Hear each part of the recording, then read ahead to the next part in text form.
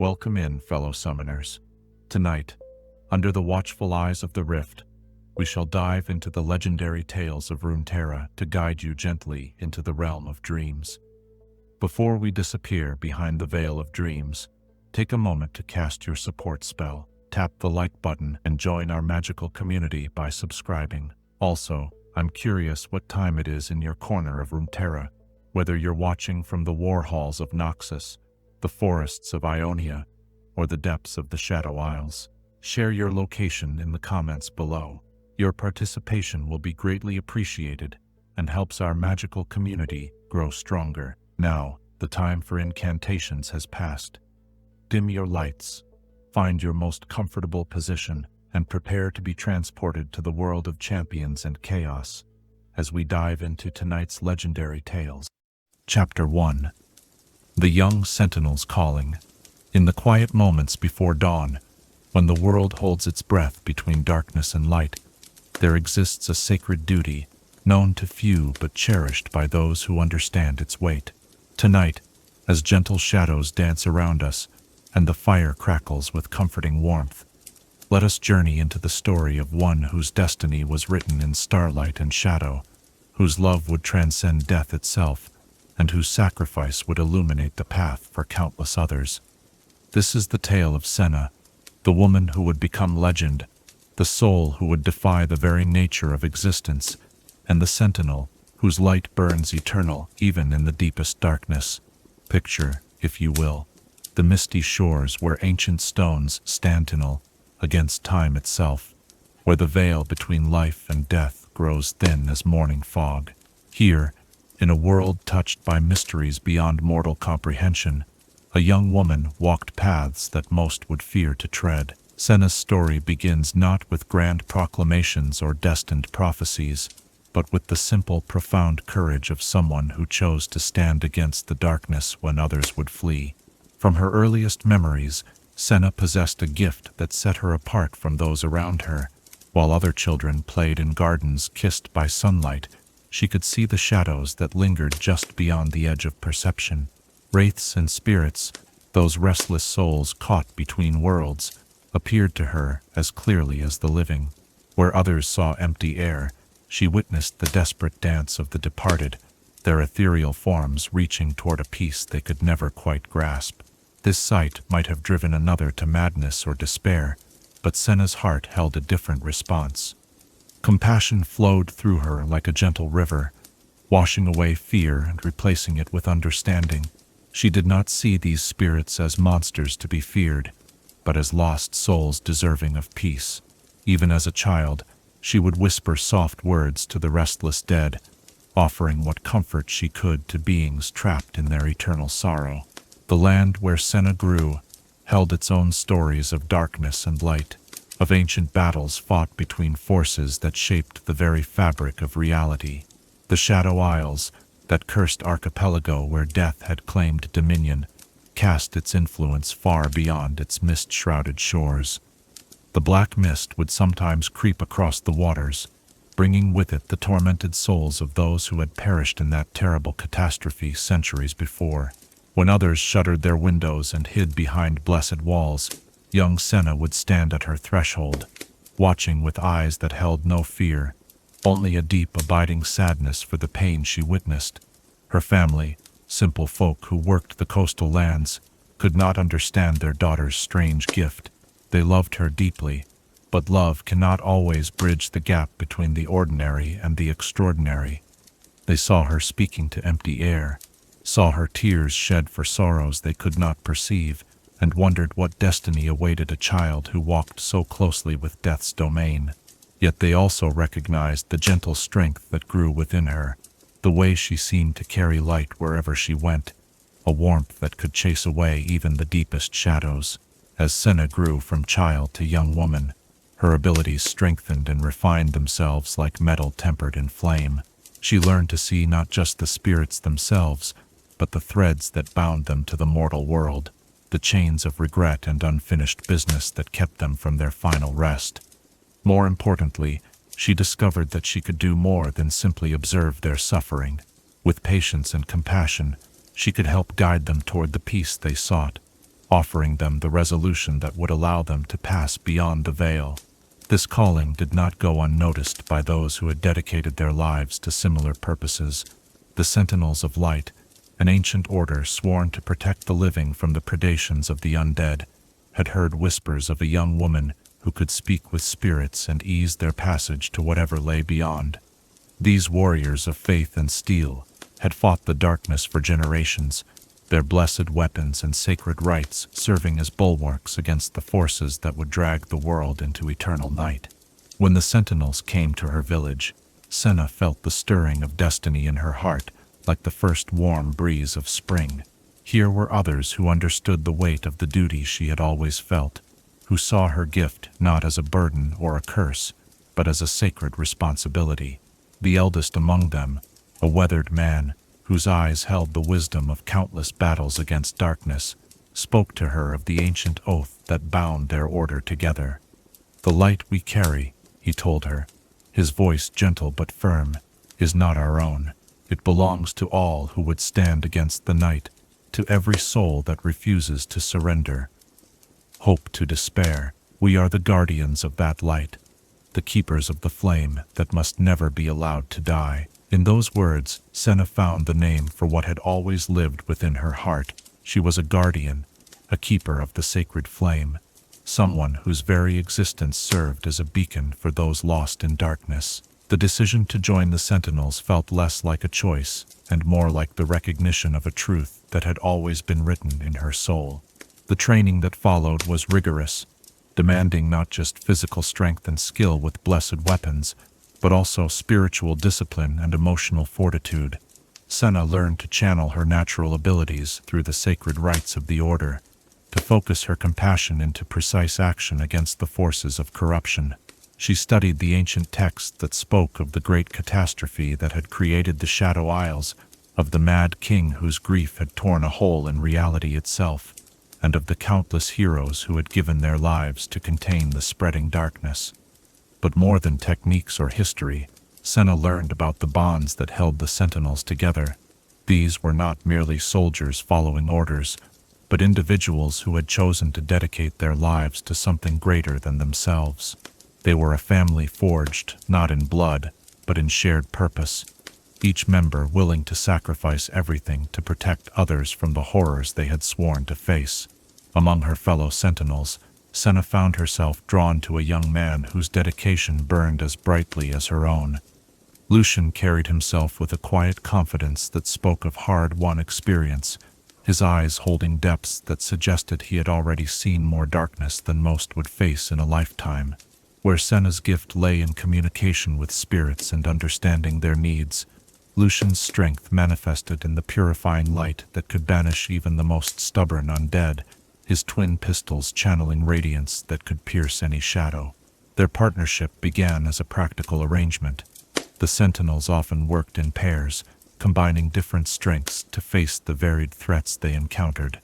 Senna's ability to understand and communicate with restless spirits complemented Lucian's power to send them to their final rest, creating a balance that served their sacred mission perfectly. But what started as professional cooperation slowly grew into something deeper and more profound. In the quiet moments between missions, when they would sit together maintaining their weapons or studying ancient texts by candlelight, Senna began to see the man behind the warrior. Lucian spoke little of his past, but she could sense the weight he carried, the personal loss that had driven him to take up the Sentinel's cause. His dedication was absolute, but it was born from pain as much as from duty, a need to ensure that others would not suffer as he had suffered. For his part, Lucian found in Senna something he had not expected to discover again, hope that extended beyond their immediate mission. Her compassion for even the most tormented spirits showed him that their fight was not just about destruction and banishment, but about healing and restoration. Through her eyes, he began to see their work not as an endless war against overwhelming darkness, but as a series of small victories that added light to the world, one saved soul at a time.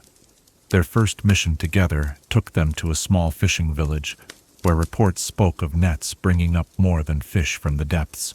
Fishermen told tales of ghostly figures walking beneath the waves, of voices calling from the depths that drove men to leap from their boats into the cold embrace of the sea. The village elder, a woman whose weathered hands spoke of decades hauling nets and mending sails, met them at the dock with eyes that held both hope and desperation.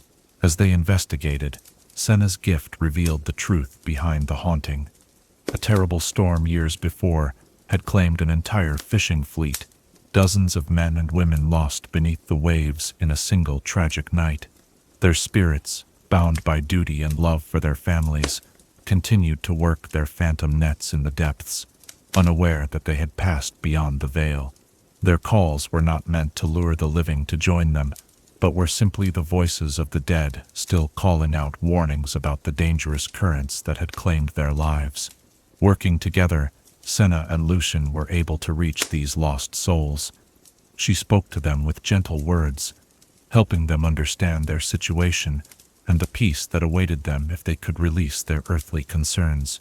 Lucian's light provided the pathway they needed, his purifying radiance creating a bridge between the world of the living and whatever realm awaited the departed. One by one, the phantom fishermen laid down their ghostly nets and passed into the light. Their long vigil finally ended. The gratitude of the villagers was profound, but more meaningful to both sentinels was the sense of completion they felt. This was their calling made manifest, not just the destruction of evil, but the restoration of balance and peace.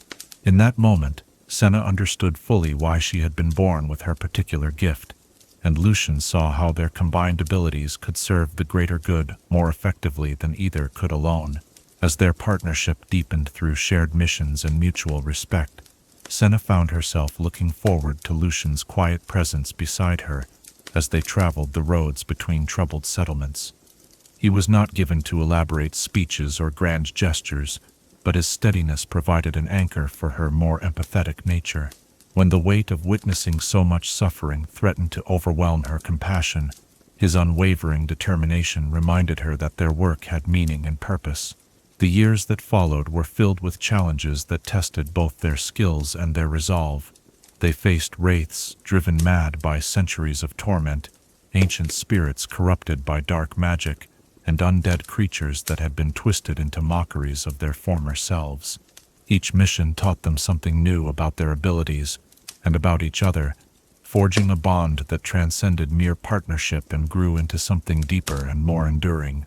Yet even as they grew closer, both sentinels understood the dangerous nature of their calling. They had seen too many good people fall to the darkness they fought, too many brave souls consumed by the very evil they sought to banish. The knowledge that any mission might be their last gave their relationship a poignancy that made every shared moment precious, every quiet conversation a treasure to be held close to the heart. Through it all, Senna's gift continued to evolve and strengthen. She learned to read the spiritual residue left behind by powerful supernatural events, to trace the connections between different hauntings, and identify the sources of corruption that spawned them. Her understanding of the delicate balance between life and death deepened, giving her insights that proved invaluable to the Sentinel's mission. But perhaps most importantly, she learned that her calling was not just about helping individual spirits find peace, but about serving as a beacon of hope for all who struggled against despair. In a world where darkness seemed to grow stronger with each passing year, where the Shadow Isles continued to spread their influence across the seas, the light she carried became more than just a tool for banishing the undead. It became a symbol of the enduring human spirit, proof that even in the face of overwhelming evil, compassion and courage could prevail. As we come to the end of this first chapter in Senna's tale, we see a young woman who has found her purpose and embraced it fully. She stands ready to face whatever darkness the world might hold, armed not just with blessed weapons and sacred rites, but with an unshakable faith in the power of light to overcome shadow. Her journey has only just begun, but already we can see the seeds of the legend she will become, the hero whose sacrifice will echo through the ages. In these quiet moments before the greater trials to come, Senna represents something beautiful and powerful, the choice to stand against darkness, not for glory or reward, but simply because it is right. Her story reminds us that heroism is not always about grand gestures or dramatic battles, but often about the daily decision to offer compassion to those who suffer, to bring light to those lost in shadow, and to never surrender hope even when the night seems endless. As you settle into peaceful rest tonight, perhaps you might consider what it means to carry light in a world that sometimes seems dominated by darkness. What small acts of compassion might serve as beacons for others who struggle to find their way? Chapter 2. Love in the Light. In the sacred spaces between heartbeats, where souls recognize their eternal companions, love blooms with a radiance that can illuminate even the darkest corners of existence. As we continue Senna's tale, we find ourselves witnessing something beautiful and profound, the transformation of duty into devotion, of partnership into the kind of love that transcends mortal understanding. Tonight, let us explore how two hearts, united in purpose, discovered that their greatest strength lay not in their individual gifts, but in the harmony they created together. The morning mist clung to the ancient stones of the Sentinel sanctuary, like memories refusing to fade, and it was there, in that hushed sanctuary of faith and purpose, that Senna first began to understand the depth of what was growing between herself and Lucian.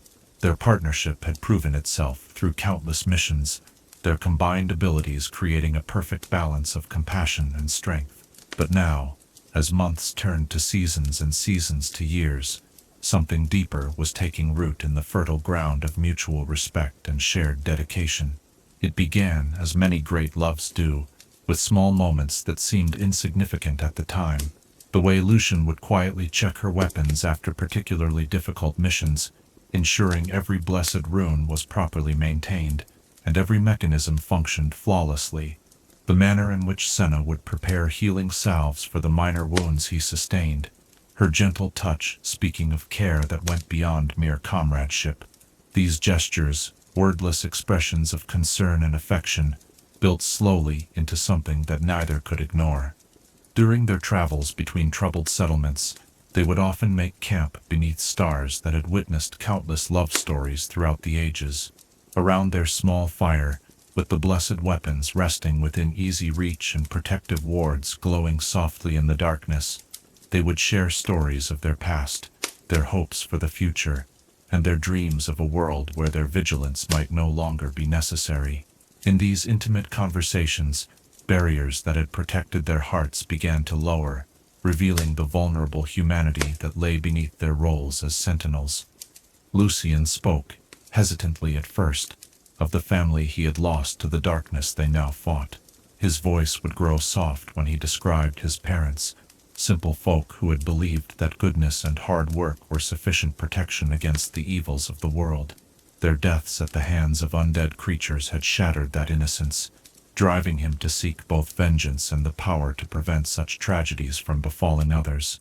In sharing this pain, he revealed the tender heart that beat beneath his warrior's exterior, the compassion that fueled his determination to stand against the night.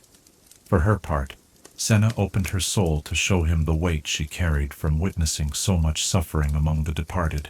Every spirit she had helped find peace left an imprint on her heart, a reminder of the countless souls who remained trapped in their torment.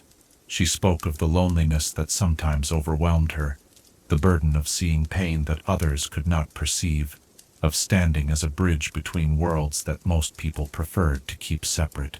In these admissions, Lucian saw not weakness but incredible strength, the courage required to bear such responsibility with grace and compassion.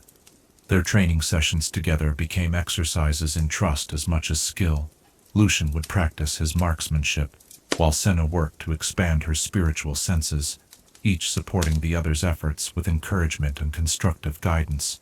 When she struggled to maintain her connection to restless spirits during particularly chaotic situations, he would position himself protectively nearby, his calm presence serving as an anchor that allowed her to focus.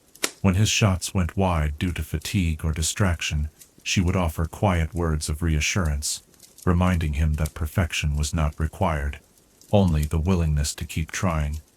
The other sentinels began to notice the change in both of them. Where once they had been two skilled individuals working in coordination, They were becoming something greater, a unified force that seemed to anticipate each other's needs and movements with supernatural precision.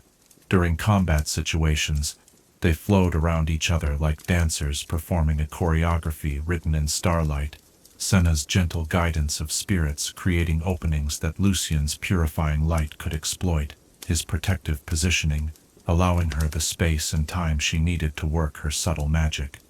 But it was not just in battle that their connection deepened.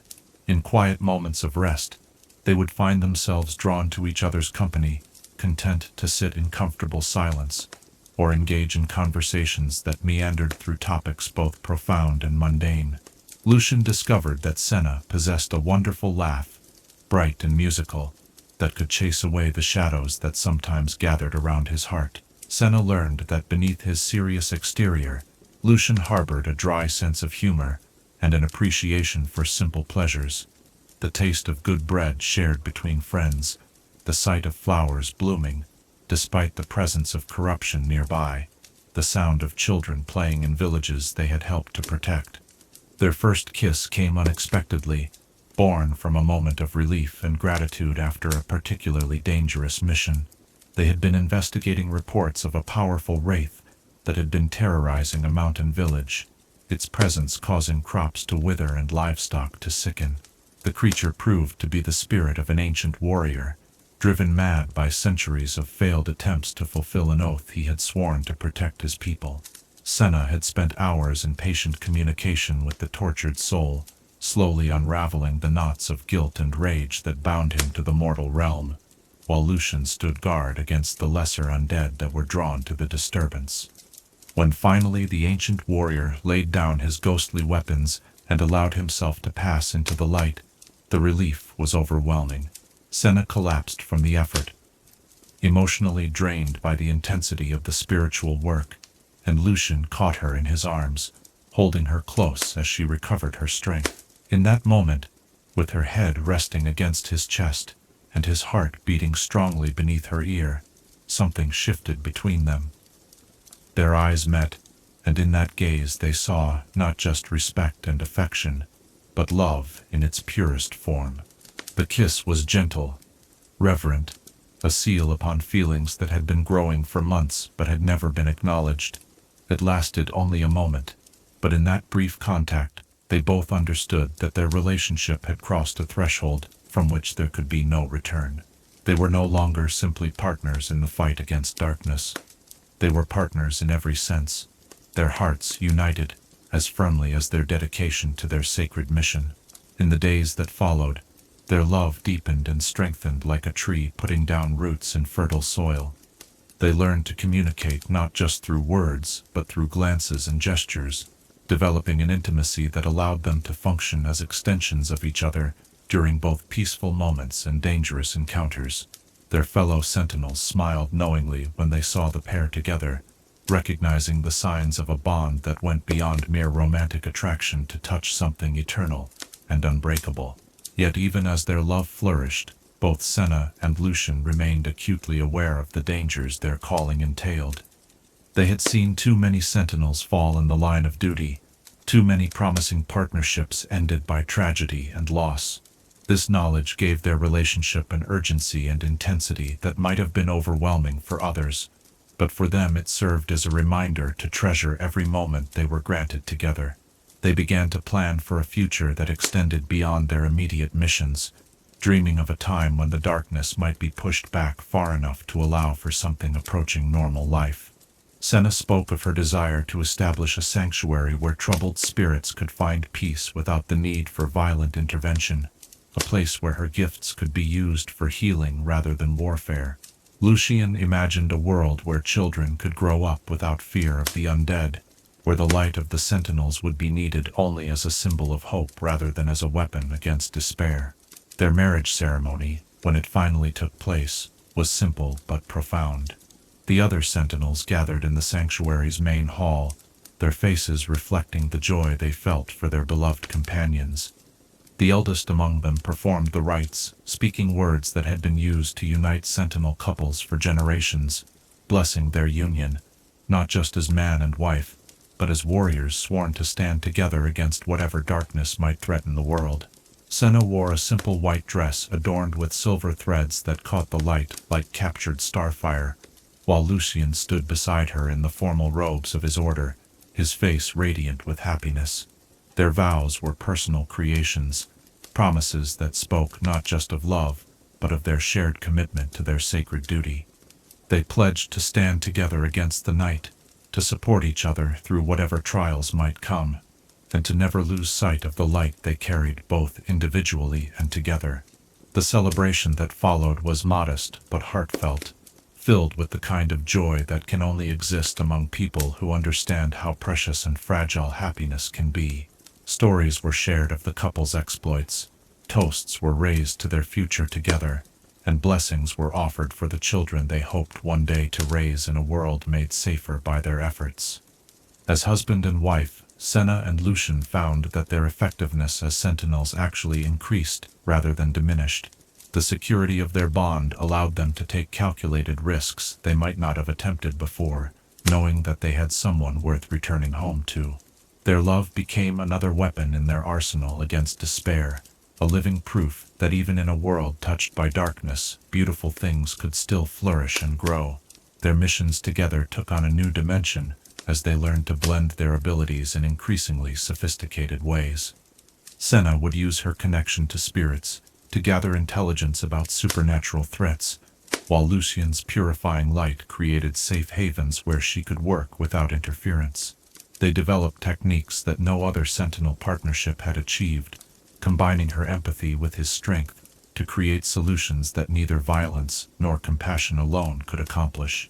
In quiet moments between missions, they would retreat to a small chamber in the sanctuary that they had made their own, decorating it with mementos from their travels and gifts from grateful villagers they had helped.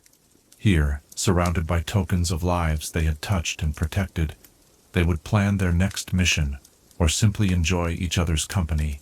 These private interludes became sacred to them, oases of peace in lives dedicated to confronting chaos and suffering.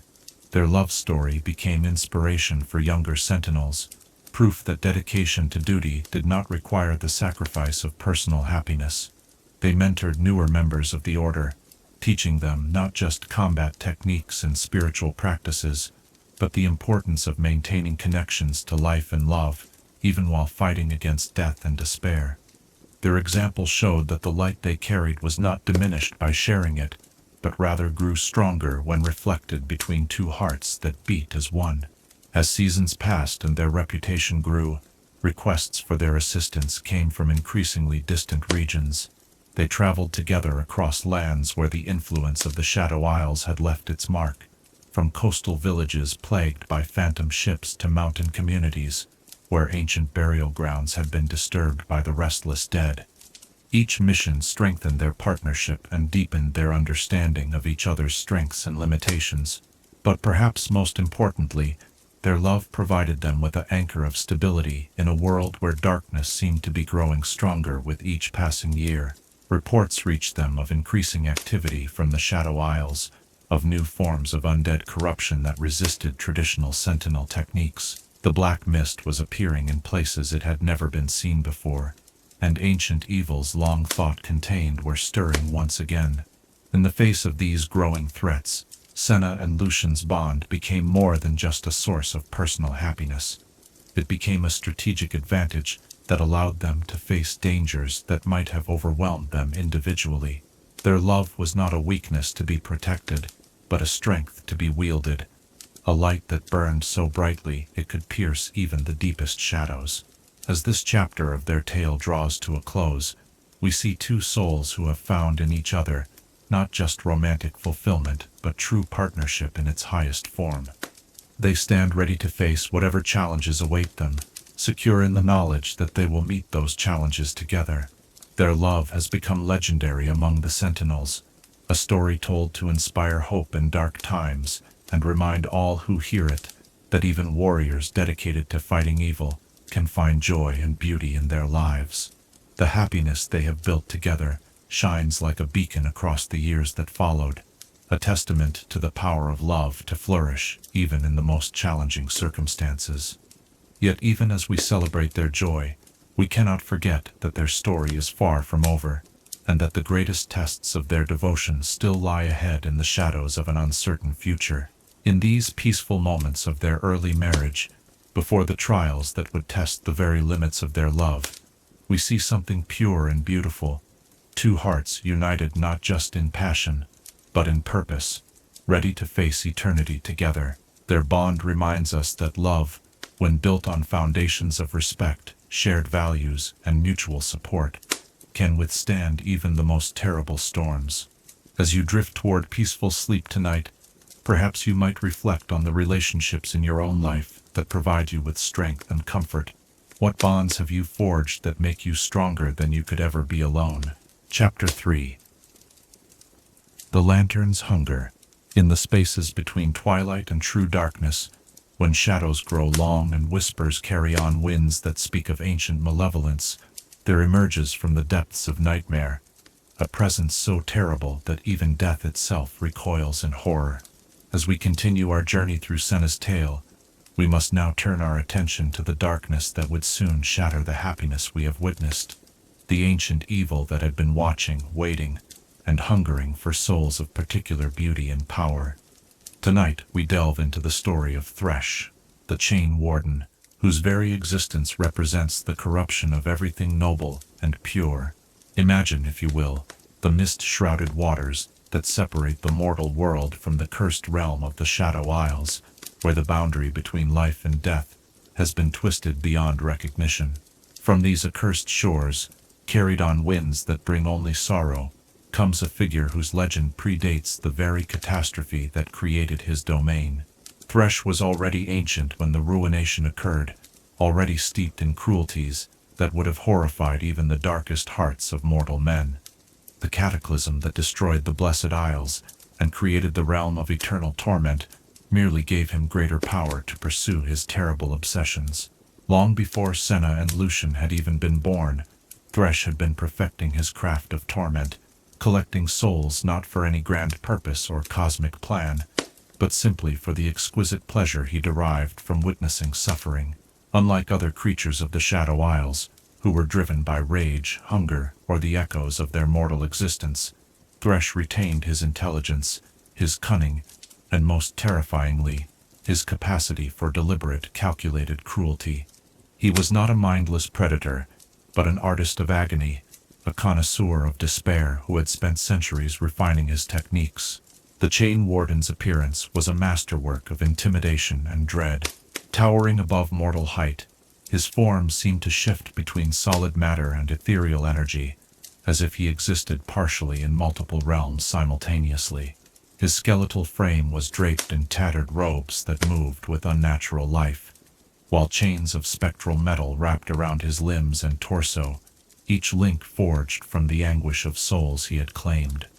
But it was his face that truly revealed his nature, a skull wreathed in cold fire, with eyes that burned with malevolent intelligence, and a smile that spoke of pleasures too terrible for mortal minds to comprehend. Most terrifying of all was the lantern he carried, that infamous artifact that had become synonymous with his legend throughout the regions touched by the Shadow Isles' influence. The lantern appeared to be wrought from the same spectral metal as his chains, its surface etched with runes that hurt to look upon directly. Within its confines swirled a sickly green light that pulsed with unnatural life, and those brave or foolish enough to peer closely into its depths would see shapes moving within the luminescence, the souls of his victims, trapped in eternal torment, yet remaining conscious enough to experience every moment of their suffering. The lantern was not merely a container for the souls Thresh collected. It was a work of art in his twisted estimation, a masterpiece of suffering that grew more beautiful to his perverted senses with each new addition to its grisly collection. He had spent centuries perfecting its design, modifying its enchantments to ensure that the souls within would never know peace, never experience the release of true death, but would remain forever aware and forever in agony. For Thresh, the lantern represented the pinnacle of his achievements, proof of his mastery over the fundamental forces of life and death. Stories of the Chain Warden had reached the Sentinels of Light through various sources, survivors of his attacks who had lived to tell their tales, ancient texts that spoke of his activities during the early years following the ruination, and reports from other regions where his influence had been felt. These accounts painted a picture of a being whose cruelty knew no bounds, who would sometimes torture his victims for years before finally claiming their souls, savoring every moment of their degradation and despair. What made Thresh particularly dangerous to the Sentinels was his intelligence and his intimate knowledge of their order. Unlike the mindless undead that formed the bulk of the Shadow Isle's forces, he understood their tactics, their strengths, and most importantly, their weaknesses. He had observed them for decades, studying their methods and their motivations, learning how to exploit their very compassion against them. Where other creatures of darkness relied on brute force or overwhelming numbers, Thresh employed psychological warfare, targeting not just the body but the spirit. The Chain Warden had developed a particular fascination with Sentinels who possessed exceptional abilities, or who had formed strong emotional bonds with their comrades. He viewed such individuals as premium additions to his collection, souls whose suffering would be particularly exquisite, due to the very qualities that made them effective against the forces of darkness. Their faith, their love, their dedication to protecting others, these were not shields against his malevolence, but rather spices that would enhance the flavor of their eventual torment. Reports began to reach Senna and Lucian of supernatural activities that bore Thresh's unmistakable signature. Villages would be found completely abandoned, their inhabitants simply vanished without trace of struggle or flight. Investigators would discover only chains embedded in walls and floors, as if something had burst through the very stone itself. Occasionally, survivors would be found, days later, wandering in a state of catatonic terror, able to speak only of a figure wreathed in chains and carrying a lantern that held the screams of the damned. These incidents followed a pattern that the Sentinels began to recognize. Thresh would study a community for weeks or months, learning about its inhabitants and identifying those whose souls would provide him with the greatest satisfaction. He seemed particularly drawn to places where strong bonds existed between family members or lovers, as if the presence of deep emotional connections attracted his attention like blood draws a predator. Once he had selected his targets, he would begin a campaign of psychological torment designed to break their spirits before claiming their souls. The Chain Warden's methods were as varied as they were cruel. He might appear to children in their dreams, filling their sleep with nightmares so vivid and terrifying that they would refuse to close their eyes. He would manifest as loved ones who had died, using his intimate knowledge of grief and loss to twist the knife of sorrow deeper into already wounded hearts. Sometimes, he would simply stand at the edge of a person's vision, just visible enough to create a constant sense of being watched, of being hunted, until his victims began to question their own sanity. What made these psychological attacks particularly insidious was Thresh's patience. He was in no hurry to claim his victims. Indeed, the anticipation of their eventual capture was almost as pleasurable to him as the capture itself. He would sometimes pursue a single target for months, allowing them to catch glimpses of him, to hear his chains rattling in the distance, to feel his malevolent presence just beyond the edge of perception.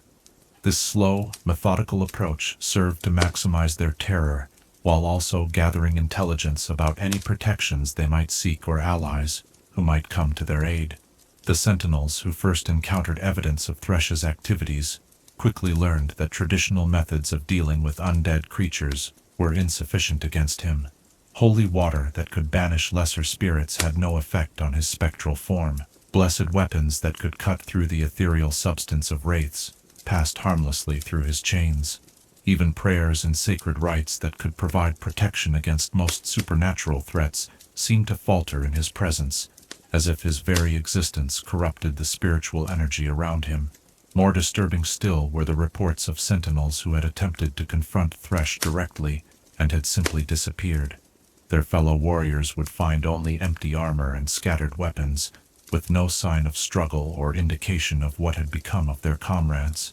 It became clear that the Chain Warden was specifically targeting members of their order, viewing them not as obstacles to be eliminated, but as prizes to be claimed for his collection.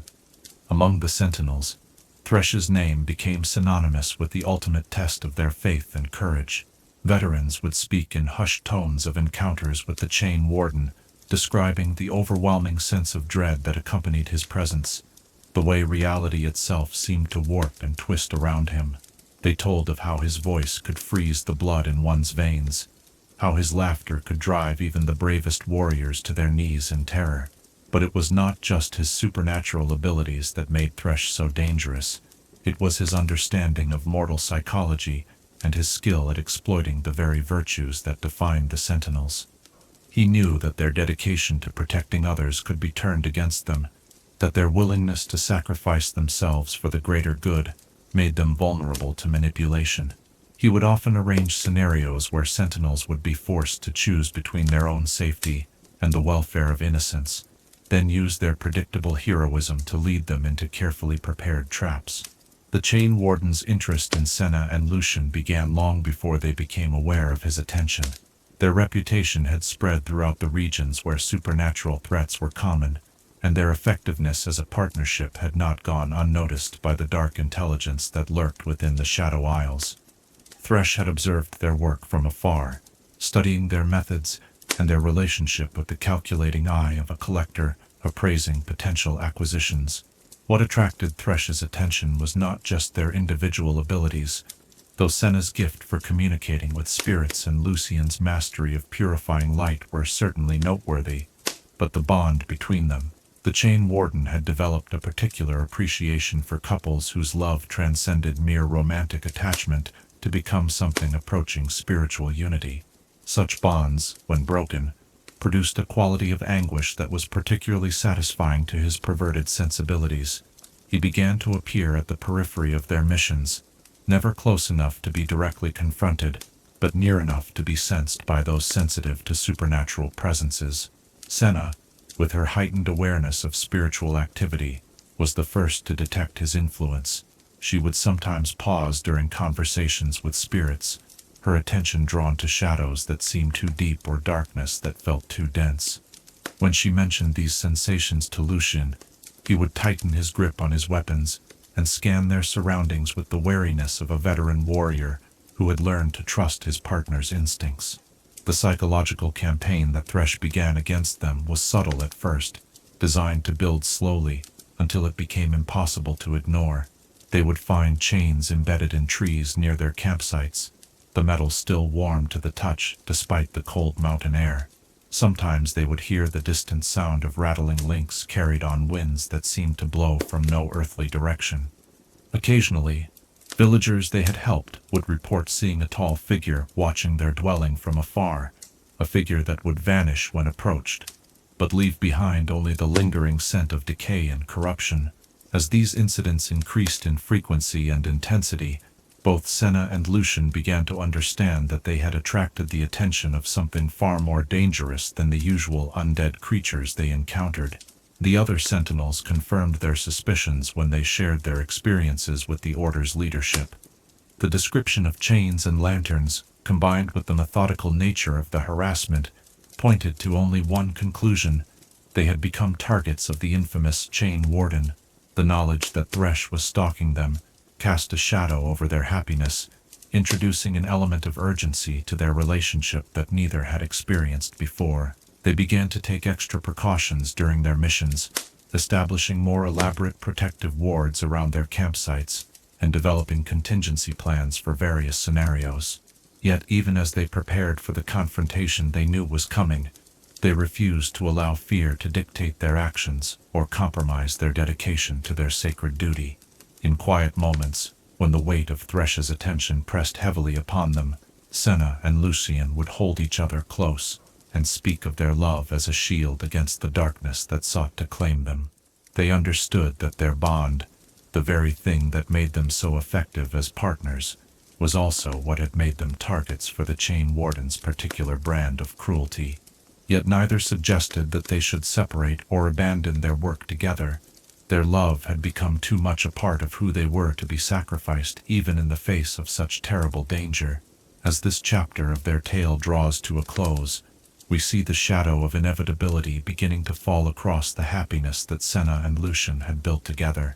Thresh's patient stalking was building toward a confrontation that would test not just their skills as warriors, but the very foundations of their relationship.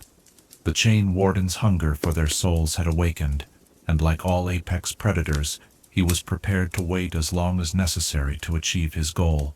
The stage was being set for a tragedy that would echo through the ages, a moment when love and duty would collide with ancient evil in a way that would forever change the fate of all involved. Yet even knowing what was to come, we cannot help but admire the courage that Senna and Lucian displayed in continuing their sacred work, despite the terrible threat that loomed over them. In these final moments before the storm, we see two souls who refused to be defined by fear, who chose to face an uncertain future together, rather than surrender to the darkness that sought to claim them. Their story reminds us that sometimes, the greatest acts of heroism are not dramatic gestures, but simply the decision to continue loving and serving others, even when the cost of doing so may be everything we hold dear. As you settle into peaceful rest tonight, perhaps you might consider what it means to face your fears with courage, and how the bonds we forge with others can give us strength to stand against even the darkest threats. What would you be willing to sacrifice to protect those you love? Chapter 4. The Moment of Sacrifice. There exist moments in the tapestry of time when fate draws all its threads together into a single terrible knot, when the accumulated weight of choices and circumstances crystallizes into an instant that will echo through eternity. As we continue Senna's tale, we must now witness the darkest hour, the moment when love's greatest strength became its most vulnerable point, and when a choice made in desperation would shatter two hearts that had beaten as one. Tonight, with heavy hearts but unwavering resolve, we explore the day when everything changed forever. The autumn morning dawned crisp and clear, with golden light filtering through ancient trees whose leaves whispered secrets of seasons long past. Senna and Lucian had received word of a supernatural disturbance in a remote mountain village, a place where the barriers between worlds had grown thin and restless spirits were terrorizing the inhabitants. It seemed like the type of mission they had undertaken countless times before, a problem perfectly suited to their combined abilities, and one that would allow them to bring peace to both the living and the dead.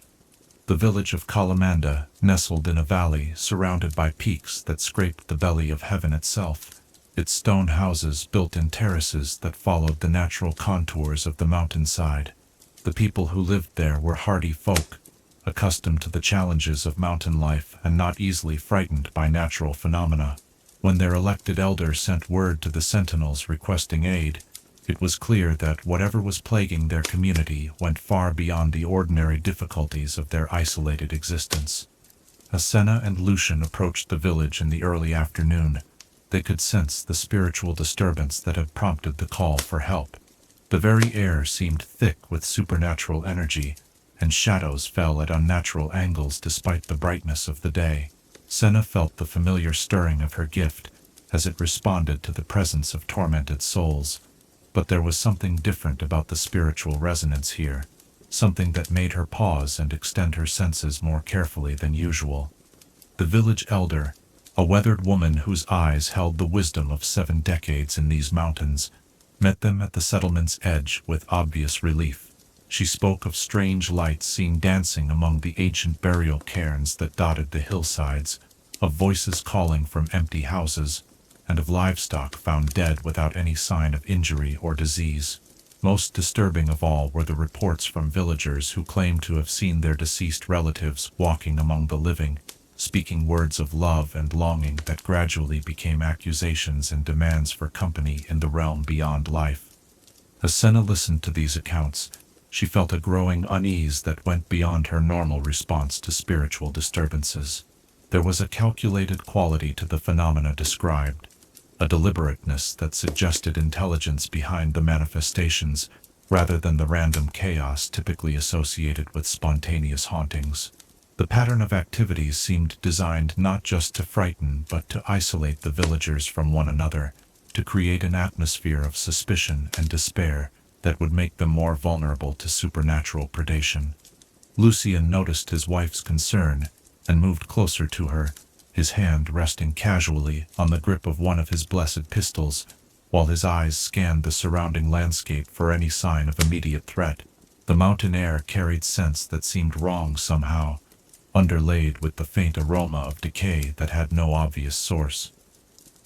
Even the birds seemed reluctant to sing, as if the very presence they had come to investigate had cast a pall of silence over the natural world.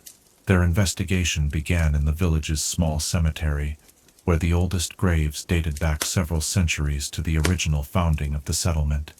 Here, among weathered headstones and carefully tended memorial gardens, Senna extended her spiritual senses to commune with any restless souls that might be contributing to the disturbances. What she found was far more complex than a simple haunting, layers of spiritual energy that seemed to have been deliberately tangled together, creating a web of confusion and torment that trapped departed souls in a state of artificial anguish. Working together, the two sentinels began to unravel this supernatural knot, with Senna gently guiding trapped spirits toward clarity, while Lucian provided purifying light that helped to dissolve the dark energy binding them. It was delicate work, requiring intense concentration and perfect coordination between their abilities. As they progressed, more details emerged about the true nature of what they faced. This was not a natural spiritual disturbance, but a carefully constructed trap, baited with the suffering of innocence, and designed to lure specific prey into a predetermined killing ground. The realization came to both of them simultaneously, understanding dawning like sunrise over a battlefield already littered with the dead. This entire situation had been orchestrated for their benefit, every detail calculated to draw them to this place at this time. The village's spiritual disturbance was real enough, but it had been deliberately created and sustained by a malevolent intelligence that had been watching their approach with patient satisfaction. They were not here as rescuers but as prey, walking willingly into a web that had been spun with meticulous care over weeks or perhaps months. Even as this terrible knowledge settled over them like a shroud, they heard the sound that both had been dreading yet expecting, the slow, deliberate rattle of chains echoing from the mountainsides around them. The noise seemed to come from every direction at once, as if the very mountains themselves had been wrapped in spectral bonds. The villagers who had been observing their work from a respectful distance suddenly scattered, fleeing toward their homes with the instinctive terror of prey animals that have caught the scent of an apex predator. Thresh emerged from the shadows between worlds, like a nightmare achieving physical form, his towering figure materializing at the cemetery's entrance with theatrical precision. The chain warden had chosen his moment perfectly, appearing when both sentinels were partially exhausted from their spiritual work and positioned where the terrain would limit their tactical options. His skeletal features wore an expression of satisfied anticipation, and the lantern at his side pulsed with malevolent light, as if responding to his emotional state. How touching, the ancient horror spoke, his voice carrying the weight of centuries and the coldness of the grave. Two little lights, burning so brightly in their love for each other. How beautifully they will illuminate my collection when their flames are properly contained. Lucian's response was immediate and instinctive, his blessed pistols appearing in his hands with fluid grace as he positioned himself protectively in front of Senna. The purifying light that channeled through his weapons blazed with an intensity born of desperation and fury, creating barriers of radiance that would normally be sufficient to drive back even powerful undead creatures. But Thresh was no ordinary specter, and the light that had banished countless lesser evils seemed to bend and twist around his form without causing him any apparent discomfort. Senna, meanwhile, was attempting to complete the spiritual work they had begun, knowing that the trapped souls in the cemetery could be turned into weapons against them if left in their current state of artificial torment. Her gift allowed her to sense the threads of dark energy that bound the spirits, but Thresh's presence was interfering with her concentration, his malevolent aura creating static that made precise spiritual manipulation increasingly difficult. The battle that followed was unlike anything either Sentinel had experienced in their years of fighting supernatural threats. Thresh moved with the fluid grace of something that existed partially outside the normal constraints of physical reality, his chains striking with impossible speed and precision, while his form seemed to phase in and out of solidity at will. Lucian's shots, guided by years of training and enhanced by divine blessing, found their marks but passed harmlessly through spectral flesh that could become incorporeal at the Chain Warden's whim. But it was not Thresh's supernatural abilities that made him so dangerous in this confrontation. It was his intimate knowledge of his opponents and his skill at psychological warfare.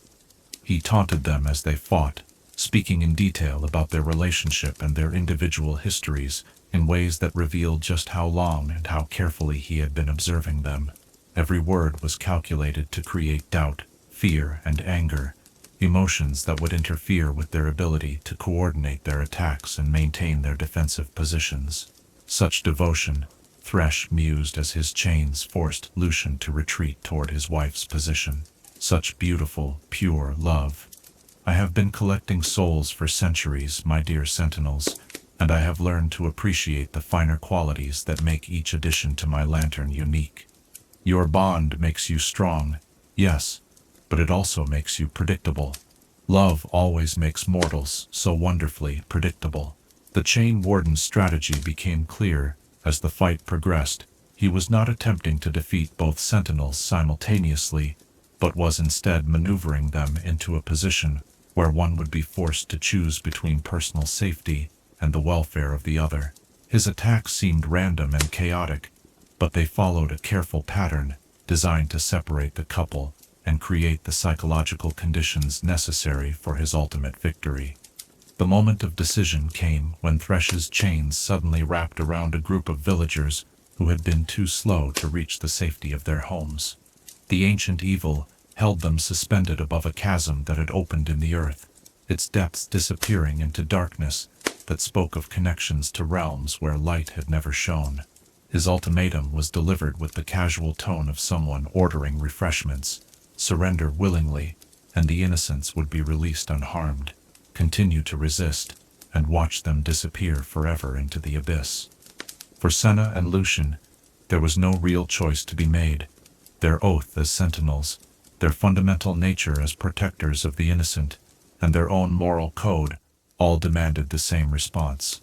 They could not allow others to suffer for their sake, could not purchase their own freedom with the lives of people they had sworn to defend. In that moment, facing Thresh's cruel ultimatum, they made the decision that would define the rest of their story. Senna was the first to lower her weapons, her voice steady despite the magnitude of what she was choosing. "Release them," she said, her words carrying the authority of someone who had made peace with her fate. "Take me instead. My soul for theirs." Lucian's anguished protest was immediate and desperate, but Senna silenced him with a look that conveyed volumes about love, duty, and the acceptance of necessary sacrifice. She had seen in that instant a possibility that her husband, blinded by love and desperation, could not perceive. If Thresh could be convinced to release the villagers and take only her, Lucian would survive to continue their work, and perhaps eventually find a way to free her from whatever torment awaited. "No," Lucian whispered, his voice breaking with the weight of understanding what she intended. "There has to be another way. We can fight him together. We can." But even as he spoke, they both knew that conventional combat would not save the innocents suspended above the abyss. Thresh was too powerful, too cunning, and too patient to be defeated by force alone. The only currency he would accept for the villagers' freedom was exactly what he had come to claim: a soul of particular value and beauty, a spirit whose suffering would enhance his collection in ways that mere numbers could not achieve. The exchange, when it came, happened with terrible swiftness. Thresh released the villagers as promised, his chains retracting to allow them to scramble to safety among the rocks and trees. In the same instant, spectral bonds erupted from the ground beneath Senna's feet, wrapping around her with the inexorable certainty of fate itself. She had time for one last look at Lucian, one final moment to memorize his face, and pour all her love into a gaze that would have to last through whatever eternity awaited her. "Find me," she whispered, her words barely audible over the sound of Thresh's triumphant laughter. "No matter how long it takes, no matter what I become, promise me you'll find me." Lucian's answering promise was torn from his throat with the force of a vow sworn in blood. "I will find you. I swear by everything we've shared, by the light we've carried together. I will find you and I will bring you home." The lantern's door swung open with the sound of a tomb being sealed, revealing depths that seemed to contain entire universes of suffering. As Thresh's chains drew Senna inexorably toward that terrible receptacle, she felt her physical form beginning to dissolve, her soul being separated from the material world with surgical precision. The last thing she saw before the lantern's door closed was Lucian reaching toward her, his face a mask of anguish and determination that would be burned into her memory through all the dark years that followed. Thresh's departure was as sudden as his arrival, the ancient horror simply fading back into the spaces between worlds with his prize secured within the confines of his malevolent artifact. The cemetery fell silent, except for the sound of Lucian's ragged breathing and the distant weeping of villagers who had witnessed the sacrifice made on their behalf. The Sentinel stood alone among the graves, staring at the spot where his wife had vanished, his hands still extended, as if he could somehow reach across the veil and pull her back to safety. The grief that overwhelmed him in that moment was beyond description, a combination of loss, guilt, and helpless rage that threatened to tear his sanity apart. He had failed in the most fundamental way possible, unable to protect the person he loved most in all the world. The woman who had been his partner, his wife, his other half, was gone, trapped in a prison of eternal torment, while he remained free to contemplate his failure. Yet even in the depths of his anguish, Lucian clung to the promise he had made, the vow that would drive him through the years of searching that lay ahead. Somewhere in the darkness of Thresh's lantern, Senna was waiting for him to fulfill his oath. She had made her sacrifice believing that he would find a way to rescue her, and he would not allow that faith to be misplaced. The hunt that would consume the rest of his life had begun in that moment, born from love too strong to be broken by death itself. As this darkest chapter of our tale draws to its close, we are left with the image of a man standing alone in a cemetery, surrounded by the graves of strangers, while carrying in his heart a grief that dwarfs mountains. The happiness that Senna and Lucian had built together had been shattered in an instant, replaced by a quest that would test the very limits of devotion and determination. Their story reminds us that the deepest loves often require the greatest sacrifices, and that sometimes the measure of our devotion is found not in moments of joy, but in our response to unthinkable loss.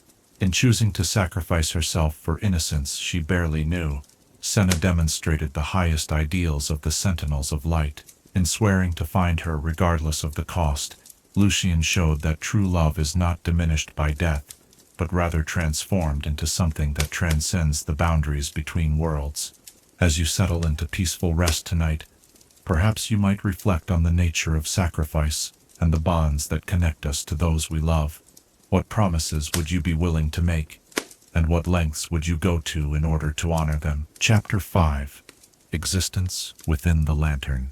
In the spaces that exist beyond mortal comprehension, where time loses meaning and reality bends to the will of ancient malevolence, there exists a prison unlike any other ever conceived. Tonight, as shadows dance in the firelight, and we seek comfort in warmth and familiar surroundings, we must venture into the darkest chapter of Senna's journey, exploring the realm of torment, where souls are held not for justice or redemption, but for the cruel pleasure of a being who has forgotten what it means to be human. Let us witness how love and determination can endure, even in the face of impossible suffering.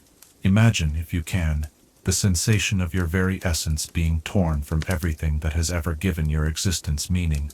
The moment Senna crossed the threshold into Thresh's lantern, she experienced a dissolution that went far beyond physical death, a separation from the material world so complete that it challenged the fundamental nature of her identity. Yet even as her spiritual form was drawn into that terrible receptacle, her consciousness remained intact. trapped within a space that defied every law of nature and reason.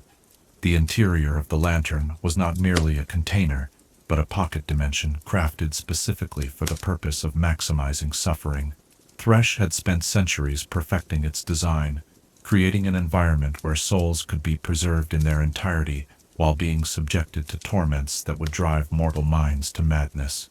The space itself seemed to shift and change according to the Chain Warden's whims, sometimes appearing as a vast cavern filled with screaming winds, other times manifesting as a maze of corridors that led nowhere and everywhere simultaneously.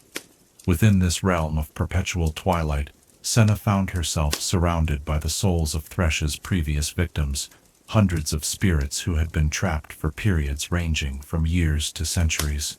Each one bore the marks of their imprisonment, their forms twisted by anguish into shapes that only barely resembled their original appearances. Some had been driven to complete madness, their consciousness fragmented into incoherent babbling that echoed through the lantern's depths like a chorus of the damned. Others had retreated so deeply into themselves that they appeared as little more than shadows, barely aware of their surroundings or their situation. The atmosphere within the lantern was thick with despair, a palpable presence that seemed to seep into every corner of the imprisoned soul's beings.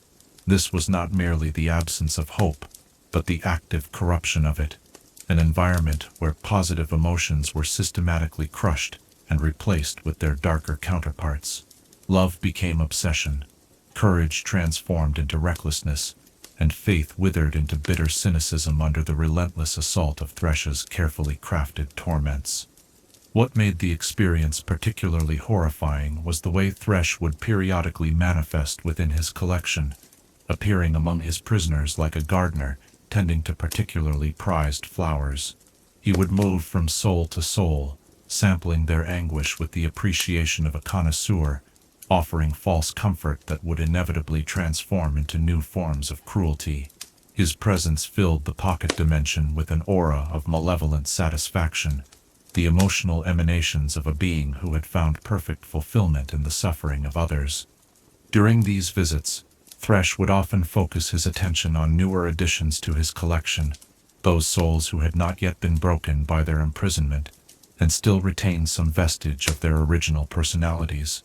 He particularly enjoyed engaging them in conversation, using his supernatural charisma and intimate knowledge of their past lives to twist their memories and corrupt their understanding of everything they had once held dear. For Senna, these encounters became a test of will that pushed her to the very limits of her spiritual strength. Thresh knew everything about her relationship with Lucian, their work as Sentinels, and the love that had defined both their partnership and their marriage. He would speak of her husband with casual cruelty, describing in vivid detail the grief and madness that her capture had inflicted upon him, painting pictures of Lucian's descent into obsession and self-destruction that were designed to fill her with guilt and despair. "Your beloved Purifier searches for you still," Thresh would whisper during his visits, his voice carrying the weight of terrible knowledge. Day after day, night after night, he hunts through shadows and mist, growing more desperate with each failure. Can you hear his voice calling your name? Can you feel his anguish as he realizes that his precious light cannot reach you here? How beautifully your love has become his curse. But Senna had not survived years as a sentinel by surrendering to despair at the first sign of difficulty. Even trapped within the lantern's hellish confines, she drew upon the same spiritual strength that had allowed her to communicate with troubled souls and guide them toward peace. She refused to allow Thresh's words to poison her memories of Lucian or corrupt her understanding of the love they shared. Instead, she held those memories close to her heart like sacred flames, using them as anchors that kept her soul intact despite the supernatural forces working to break her apart. The other souls within the lantern regarded Senna with a mixture of curiosity and pity, recognizing in her the same defiance they had once possessed before years or centuries of imprisonment had worn away their resistance.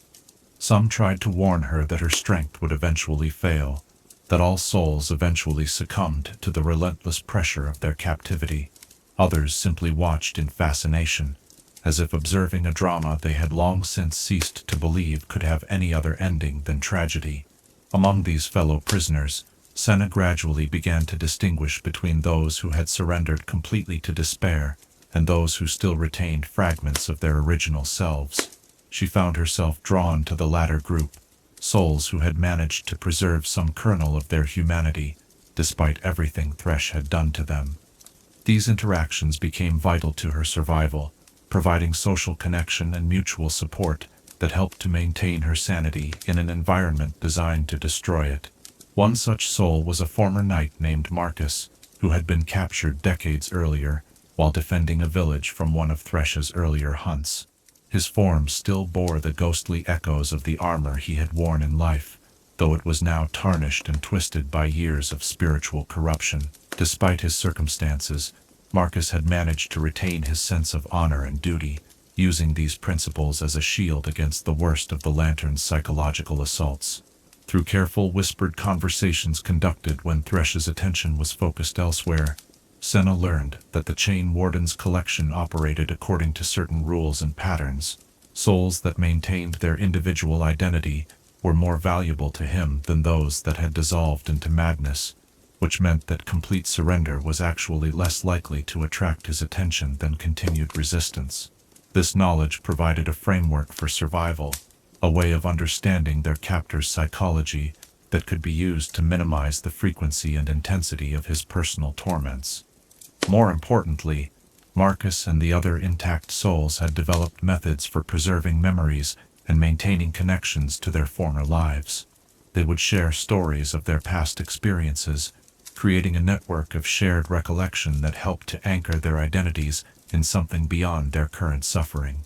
They had learned to hide their most precious memories in the deepest parts of their consciousness, protecting them from Thresh's attempts at corruption by surrounding them with layers of less significant experiences.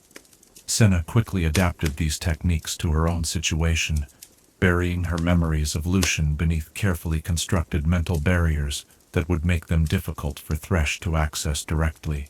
She learned to present a facade of gradual despair, while secretly maintaining her true emotional connection to her husband and her faith in eventual rescue.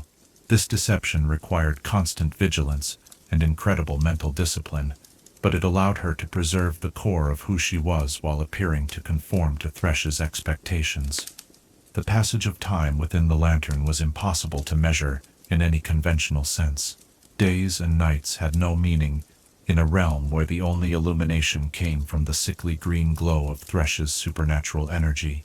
Seasons became irrelevant concepts when divorced from the natural world's cycles of growth and decay. Senna found herself measuring duration instead, by the frequency of Thresh's visits, the rotation of his attention among his various prisoners, and the slow changes she observed in the souls around her. During the long periods when the Chain Warden was absent, pursuing new victims or attending to whatever other business occupied his attention, the souls within the Lantern existed in a state of suspended torment that was almost peaceful by comparison. These interludes provided opportunities for communication, mutual support, and the careful tending of memories that might otherwise fade under the constant assault of supernatural anguish. It was during one of these quieter periods that Senna made a discovery that would prove crucial to her eventual escape.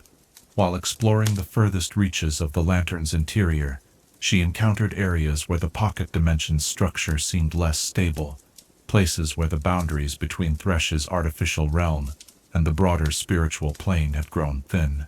These weak points were barely perceptible, manifesting as subtle variations in the ambient energy that only someone with her particular gifts could detect. Further investigation revealed that these structural flaws were not random, but followed patterns related to Thresh's emotional state and the intensity of his focus on the Lantern's contents. When he was particularly absorbed in tormenting specific souls, his attention would create distortions in other areas of the pocket dimension, causing temporary instabilities that might theoretically be exploited by someone with sufficient knowledge and determination. This discovery filled Senna with the first real hope she had experienced since her capture, while escape remained a distant possibility rather than an immediate option. The knowledge that the lantern was not an absolutely perfect prison provided her with a goal beyond mere survival. She began to study these weak points systematically, mapping their locations and documenting the conditions that caused them to appear, building a body of knowledge that might eventually allow her to find a way back to the world she had lost. The process of gathering this information required extreme caution, as any sign that she was actively working toward escape would certainly draw Thresh's immediate and terrible attention. She had to balance her investigations with the need to maintain her facade of gradual spiritual deterioration, creating the impression that she was slowly succumbing to despair, while secretly growing stronger and more determined with each passing day.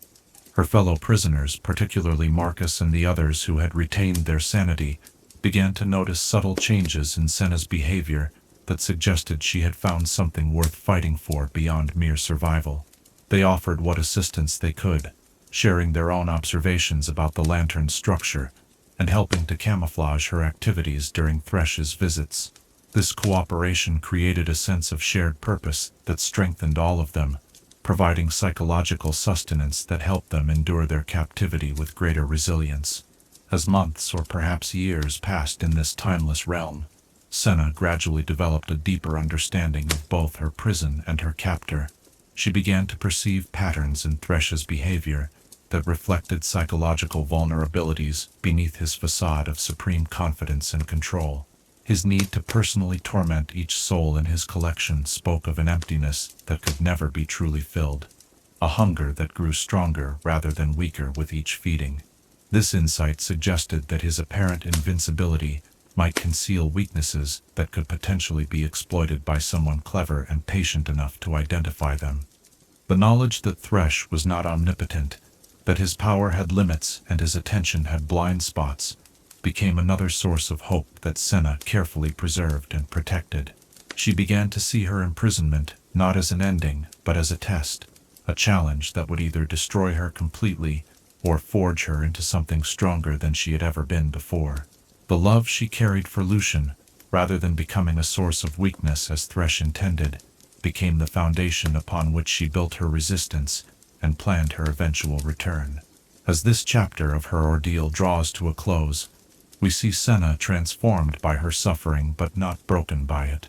The gentle healer who had once guided troubled spirits to peace had become something harder and more determined, a soul that had looked into the abyss of ultimate despair and chosen to kindle light rather than surrender to darkness.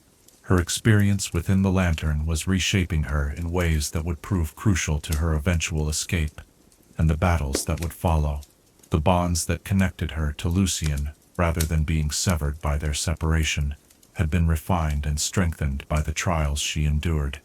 Her love for him became more than an emotion. It became a force of nature that sustained her through impossible circumstances and provided the motivation necessary to attempt what others would consider hopeless. In these darkest moments of her existence, Senna demonstrated that the human spirit, when properly anchored by love and purpose, can endure even the most carefully crafted torments. Her story reminds us that sometimes our greatest strength is revealed, not in moments of triumph, but in our refusal to surrender when everything seems lost. As you drift toward peaceful sleep tonight, perhaps you might reflect on the sources of strength that sustain you during difficult times. What anchors of love and purpose help you maintain hope when circumstances seem overwhelming? Chapter 6. The Mist's Influence. In the depths of darkness where torment masquerades as purpose, there sometimes occurs a transformation so profound that it defies all expectations of captor and captive alike. As we continue Senna's journey through her imprisonment, we must now explore how the very forces meant to destroy her spirit began instead to reshape her into something unprecedented, something that would eventually challenge the fundamental assumptions about the nature of life, death, and the power that flows between them. Tonight, let us witness how suffering became strength, and how corruption became the seed of an unexpected kind of purity. Within the confines of Thresh's lantern, time moved not according to the rhythms of sun and moon, but to the ebb and flow of supernatural energies that suffused every aspect of that pocket dimension. The black mist, that terrible emanation from the Shadow Isles that carried within it the anguish of countless souls, was not merely present in the lantern, but formed the very substance of its atmosphere. Every breath Senna drew, every moment of her existence, brought her into contact with this concentrated essence of death and sorrow. Initially, this exposure manifested as another form of torment, adding physical discomfort to the psychological anguish that Thresh had carefully designed. The mist seemed to seep into her spiritual form like acid, causing sensations that had no equivalent in mortal experience, but could only be described as the feeling of one's very essence being slowly dissolved. Other souls in the collection had spoken of this process with dread, describing how prolonged contact with the mist gradually eroded their memories, their personalities, and eventually their individual consciousness itself. But Senna's unique background as a sentinel of light, combined with her natural gift for spiritual communication, created an unexpected interaction with the corrupting energies around her. Where other souls experienced only destruction and loss, she began to perceive patterns within the chaos, structures hidden beneath the apparent randomness of the mist's movements. Her years of training had taught her to see beyond surface manifestations to the underlying spiritual currents that drove supernatural phenomena, and this ability now served her in ways her instructors could never have anticipated. The black mist, she gradually realized, was not simply a force of pure corruption, but something far more complex and nuanced. Within its swirling depths were fragments of memories, echoes of experiences, and traces of the emotions that had driven souls to their final rest. The mist was, in essence, a repository of human experience distilled into its most concentrated form, carrying within it both the darkness of despair and the faint but persistent glimmers of hope that even the most tormented spirits could never entirely abandon. This understanding came slowly, built from countless hours of careful observation and meditation during the periods when Thresh's attention was focused elsewhere. Senna learned to distinguish between different types of spiritual energy within the mist, identifying streams that carried specific emotional resonances or fragments of particular memories. She discovered that by focusing her gift in precise ways, she could actually communicate with some of these fragments, accessing experiences and knowledge that had been absorbed into the mist over the centuries of its existence. The first successful contact was almost accidental, occurring during one of her attempts to strengthen her mental barriers against Thresh's psychological assaults. While retreating into the deepest parts of her consciousness, she encountered what felt like an echo of another voice, faint and distorted but unmistakably human in its cadence and emotional undertone. Further experimentation revealed that this was not a hallucination born of isolation and stress, but an actual fragment of consciousness that had been preserved within the mist's chaotic currents. Through patient effort, Senna learned to establish communication with these preserved fragments, discovering that many of them retained knowledge and experiences from their original lives that could prove invaluable to her understanding of her situation. Some had been sentinels like herself. Others had been scholars or mystics who had studied the nature of death and the afterlife. A few had even encountered Thresh before their own demise, carrying within their preserved memories insights about his methods, his psychology, and potentially his weaknesses. This network of spectral communication became Senna's secret academy, a source of education and training that existed completely outside Thresh's awareness or control. She learned techniques for spiritual manipulation that went far beyond anything taught by the Sentinels, methods for channeling and directing supernatural energies that had been developed by practitioners of magic far more ancient and powerful than her order had ever encountered. Most importantly, she began to understand how the black mist itself could be shaped and controlled by someone with sufficient knowledge and determination. The process of gaining this control was not without its dangers and costs. Each attempt to manipulate the mist required her to open herself more fully to its influence, accepting a degree of corruption in exchange for greater understanding and power. She could feel the changes beginning to occur within her spiritual form, subtle alterations that reflected the growing connection between her essence and the supernatural energies that surrounded her. Her fellow prisoners began to notice these changes before she did, commenting on the way her appearance seemed to shift between solid and ethereal, how her voice sometimes carried harmonics that spoke of vast distances and profound depths. Marcus, the knight whose friendship had become so crucial to her survival, expressed concern about the risks she was taking, warning that too much exposure to the mist's influence might result in a transformation that would leave her unrecognizable even to herself. But Senna had moved beyond simple survival to a more ambitious goal. She was no longer merely enduring her imprisonment, but actively preparing for her eventual escape and return to the world of the living. The abilities she was developing, dangerous as they might be, represented her best hope of breaking free from Thresh's control and reuniting with Lucian. The corruption she was accepting was a calculated sacrifice, a price she was willing to pay for the power that might ultimately allow her to turn the Chain Warden's own weapons against him. The transformation accelerated as her understanding deepened and her control over the mist's energies became more sophisticated. She discovered that she could use these powers to help her fellow prisoners, easing their suffering and protecting them from some of the worst effects of their imprisonment. This application of her newfound abilities provided both practical experience and moral validation, proving that the corruption she was absorbing could be channeled toward positive ends, rather than simply adding to the reservoir of evil within the lantern. Thresh, despite his supernatural senses and intimate knowledge of his collection, remained unaware of the changes occurring within one of his most prized souls. His attention was focused on the surface manifestations of her behavior, and Senna's careful maintenance of her facade of gradual despair continued to satisfy his expectations. He interpreted the subtle alterations in her spiritual energy as signs of the corruption he had intended to achieve, never suspecting that she was actually gaining strength and knowledge with each passing day. The irony of the situation was not lost on Senna.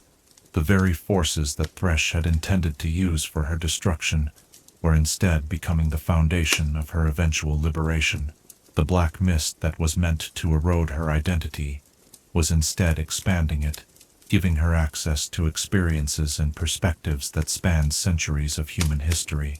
The isolation that was designed to break her spirit was instead providing the solitude necessary for intensive study and practice of abilities that no living Sentinel had ever possessed. As her mastery of the mist's energies grew more sophisticated, Senna began to perceive the structural weaknesses in the lantern's design with far greater clarity than before.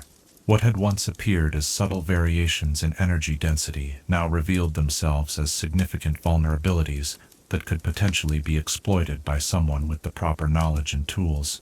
The weak points she had identified earlier were not random flaws but systematic limitations inherent in any artificial construct that attempted to contain such vast and chaotic forces. More significantly, she began to understand that her growing connection to the black mist was creating a feedback loop that was gradually altering the lantern's internal environment. Her presence was introducing variables that Thresh had not accounted for in his original design, subtle changes that were slowly but inexorably compromising the stability of his carefully crafted prison. She was not merely a passive victim awaiting rescue, but an active agent of change, whose very existence was undermining the foundations of her captivity. This realization brought with it a profound shift in Senna's understanding of her situation and her role in the larger conflict between light and darkness.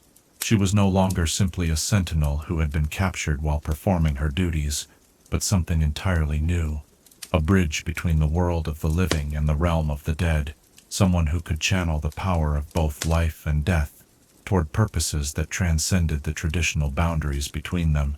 The ethical implications of this transformation were not lost on her. The abilities she was developing came from sources that her training as a sentinel had taught her to fear and oppose, yet she could not deny their potential for good when properly applied. She was walking a path that no other member of her order had ever traveled, venturing into territory where the traditional distinctions between holy and profane, pure and corrupt, began to break down and reveal themselves as artificial constructs rather than absolute truths. Her relationship with the other souls in the collection also evolved as her powers grew stronger. Where once she had been merely another prisoner seeking comfort in shared misery, she was now becoming a source of hope and protection for those around her. Her ability to manipulate the mist's energies allowed her to shield her fellow captives from some of Thresh's worst torments, creating pockets of relative peace within the chaotic environment of the Lantern. This newfound role as protector and healer resonated deeply with her fundamental nature as a Sentinel, providing a sense of purpose that helped to anchor her identity even as other aspects of her existence underwent radical transformation. She was still fighting against the forces of darkness, still working to ease the suffering of others, but now she was doing so using tools and methods that would have horrified her former colleagues. The spiritual fragments within the mist responded to her growing mastery with what could only be described as enthusiasm, as if they recognized in her the possibility of redemption or release that they had long since ceased to believe possible. They began to offer her their knowledge more freely, sharing secrets and techniques that had been hoarded in desperation for centuries. This willing cooperation accelerated her education and deepened her understanding of the forces she was learning to control. As this chapter of her transformation draws to its close, we see Senna poised on the threshold of something unprecedented in the history of the conflict between the Sentinels and the forces of the Shadow Isles. She has absorbed enough of the Black Mist's power to fundamentally alter her nature, while retaining enough of her original humanity to direct that power toward positive ends. She has become something that exists in the spaces between traditional categories, neither purely alive nor entirely dead, neither completely pure nor thoroughly corrupted. Her journey through this transformation reminds us that sometimes the greatest strength comes not from avoiding corruption, but from finding ways to purify it, not from rejecting darkness, but from discovering how to kindle light within it. The love that sustained her through her imprisonment was now being enhanced by powers that could help her protect others with unprecedented effectiveness. The seeds of her eventual escape have been planted not through external rescue, but through internal transformation, through her willingness to risk everything in pursuit of abilities that might allow her to free not only herself, but all those who shared her captivity. Her story demonstrates that sometimes the greatest victories are achieved not by remaining unchanged, but by having the courage to become something new. As you settle into peaceful rest tonight, perhaps you might consider how our greatest challenges sometimes become the sources of our greatest strengths. What transformations in your own life have emerged from circumstances that initially seemed purely negative? Chapter 7. Lucian's Relentless Hunt. In the aftermath of unbearable loss, when grief transforms from emotion into driving purpose, there are those who choose to let their pain reshape them into instruments of unwavering determination. Tonight, as we pause in our journey through Senna's tale, we must turn our attention to the man she left behind, the soul who carried her memory like a sacred flame through years of darkness and desperation. Let us explore how love, when tested by separation and loss, can become both the source of incredible strength and the seed of dangerous obsession. The cemetery where Senna had vanished became hallowed ground in Lucian's mind, a place where the last echoes of their shared happiness lingered, like morning mist, refusing to burn away beneath the sun. He remained there long after Thresh had disappeared with his terrible prize, standing among the weathered headstones, as if his presence alone could somehow undo what had occurred. The villagers, grateful for their rescue but deeply shaken by what they had witnessed, approached him cautiously with offers of food and shelter, but their words seemed to reach him from across vast distances, muffled by the roaring silence that had replaced his world. When he finally departed from that cursed place, Lucian carried with him not just grief, but a purpose that had crystallized in the depths of his anguish. The promise he had made to Senna in those final moments became more than words. It became the fundamental organizing principle around which the rest of his existence would revolve. Every breath he drew, every step he took, every decision he made would be evaluated according to a single criterion: would it bring him closer to finding her and fulfilling his oath? The Sentinels of Light welcomed their grieving brother with the understanding that comes from shared loss and common purpose. Many among their ranks had experienced similar tragedies, had seen friends and loved ones claimed by the darkness they fought. They offered Lucian the support of their community, the comfort of their shared faith, and the strength that comes from knowing that others understand the weight of such sacrifices. But even as he accepted their sympathy and assistance, Lucian was already beginning to change in ways that would gradually separate him from everything he had once known. His fellow Sentinels expected grief to follow its traditional course. The raw agony of fresh loss would gradually soften into manageable sorrow, which would eventually transform into acceptance and renewed dedication to their shared mission. They watched for signs of healing, offered opportunities for Lucian to speak about his feelings, and provided gentle encouragement for him to eventually consider new partnerships that might help him continue his work effectively. What they did not anticipate was how his love for Senna would refuse to conform to their expectations of mourning. Where others saw a widow who needed time to heal, Lucian saw a husband temporarily separated from his wife by circumstances that could and would be overcome. His grief never softened into acceptance, because he refused to accept the permanence of their separation. Instead, his pain refined itself into something harder and more focused, a burning determination that grew stronger rather than weaker with the passage of time. The promise he had made to find Senna became the lens through which he viewed every aspect of his existence, filtering out anything that did not directly contribute to his quest. The transformation began subtly, manifesting first in changes to his daily routine and priorities. Lucian threw himself into research with an intensity that concerned his fellow Sentinels, spending countless hours studying ancient texts that spoke of the Shadow Isles, the nature of spectral imprisonment, and historical accounts of similar abductions.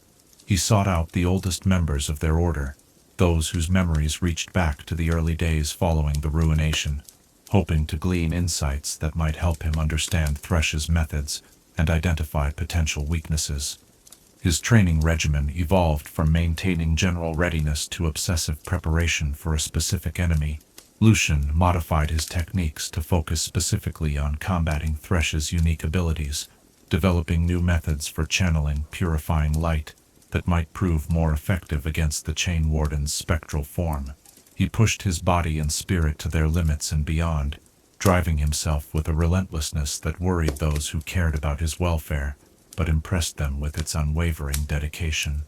The missions he accepted became increasingly selective, chosen not for their strategic importance to the Sentinel's overall objectives, but for their potential to provide information about Thresh's activities and whereabouts.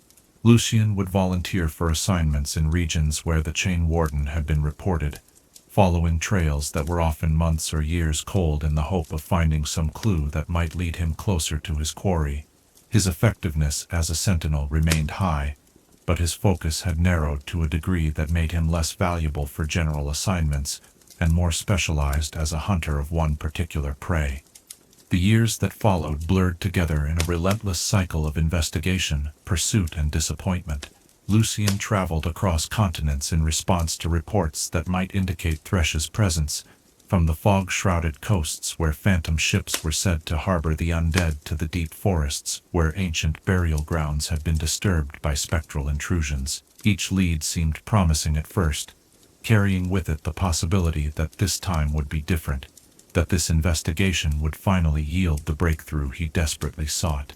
But Thresh was no ordinary quarry, and his activities followed patterns that were designed to confound pursuit. The Chain Warden would appear in a region just long enough to claim a few choice souls, then vanish for months or even years before manifesting elsewhere entirely. His movements seemed random to most observers, but Lucian gradually began to perceive an underlying logic to the ancient horror's wanderings, a method to the apparent madness that suggested careful planning and deliberate misdirection. The hunt took its toll on Lucian in ways that went far beyond physical exhaustion or material hardship. The constant cycle of hope and disappointment began to erode his connection to the world around him, making it increasingly difficult for him to relate to people whose concerns seemed trivial compared to his overwhelming mission. He found himself growing impatient with fellow Sentinels who wanted to discuss strategy or theology, irritated by villagers whose problems seemed insignificant next to his wife's imprisonment, and frustrated by anyone who suggested that his quest might be futile or unhealthy. His appearance began to reflect the internal changes that were reshaping his character. The careful grooming and pristine equipment that had once marked him as a disciplined member of the Sentinels gave way to a more austere aesthetic focused purely on function over form. His clothes became practical rather than ceremonial. His weapons showed the wear of constant use and maintenance, and his face bore the marks of someone who slept little and smiled rarely. The warm, gentle man that Senna had fallen in love with was still present beneath the surface, but he was increasingly buried under layers of grim determination and single-minded focus. During rare moments of rest between missions, when exhaustion finally forced him to pause in his relentless pursuit, Lucian would find himself remembering their time together with an intensity that was both comforting and agonizing.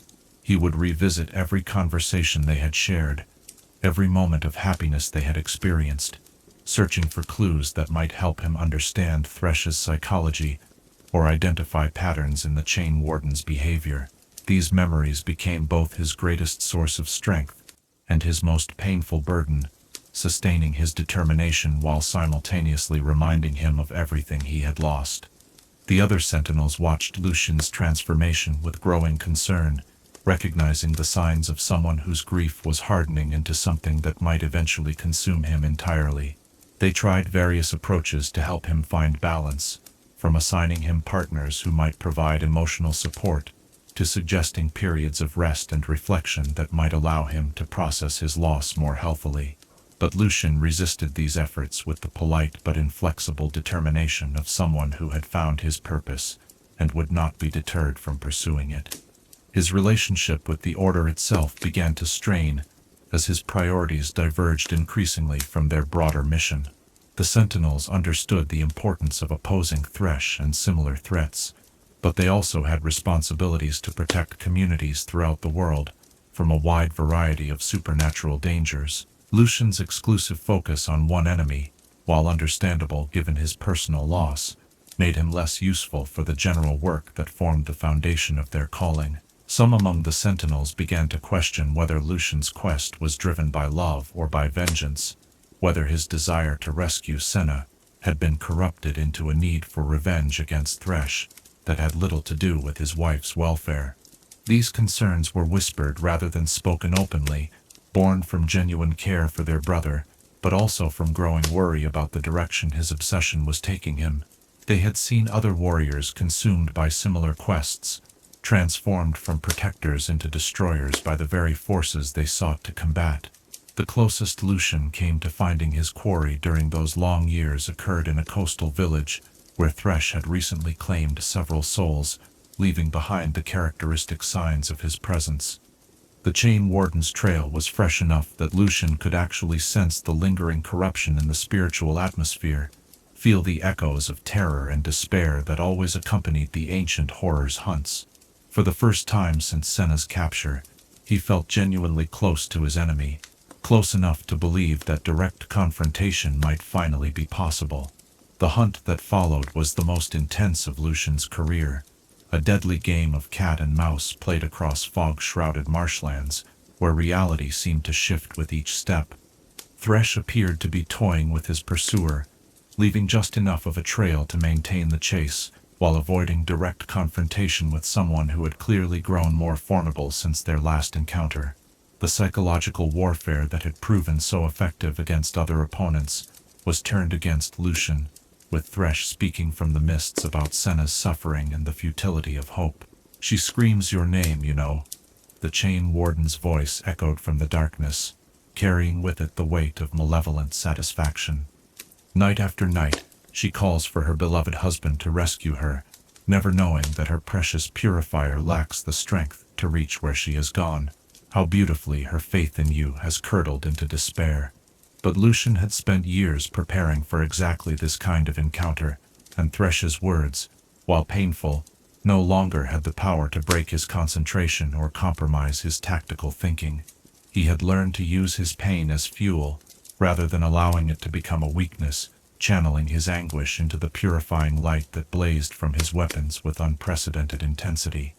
The battle that followed was brief but savage, with both combatants fighting at the limits of their abilities. In the end, Thresh escaped, fading back into the spaces between worlds before Lucian could land a decisive blow. But the encounter had not been entirely without value. Lucian had proven to himself and to his enemy that he had grown stronger during the years of pursuit, that his dedication had been refined into genuine capability rather than mere desperation. The Chain Warden's casual dismissal of him as a threat had been replaced by something approaching respect, a recognition that continued pursuit might eventually pose genuine danger to his carefully maintained superiority.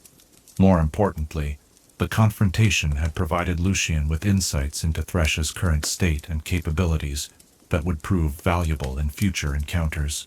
He had observed weaknesses in the ancient horror's defenses, moments of vulnerability that a sufficiently prepared opponent might be able to exploit. The knowledge that victory was at least theoretically possible sustained him through the disappointment of another failed rescue attempt, and provided renewed motivation for the challenges that lay ahead. As this chapter of Lucian's long hunt draws to its close, we see a man who has been fundamentally transformed by love and loss, shaped by years of relentless pursuit, into something that exists primarily as an instrument of his own determination. The gentle partner that Senna had married was still present within him, but that aspect of his character had been refined and focused until it existed almost entirely in service to his quest.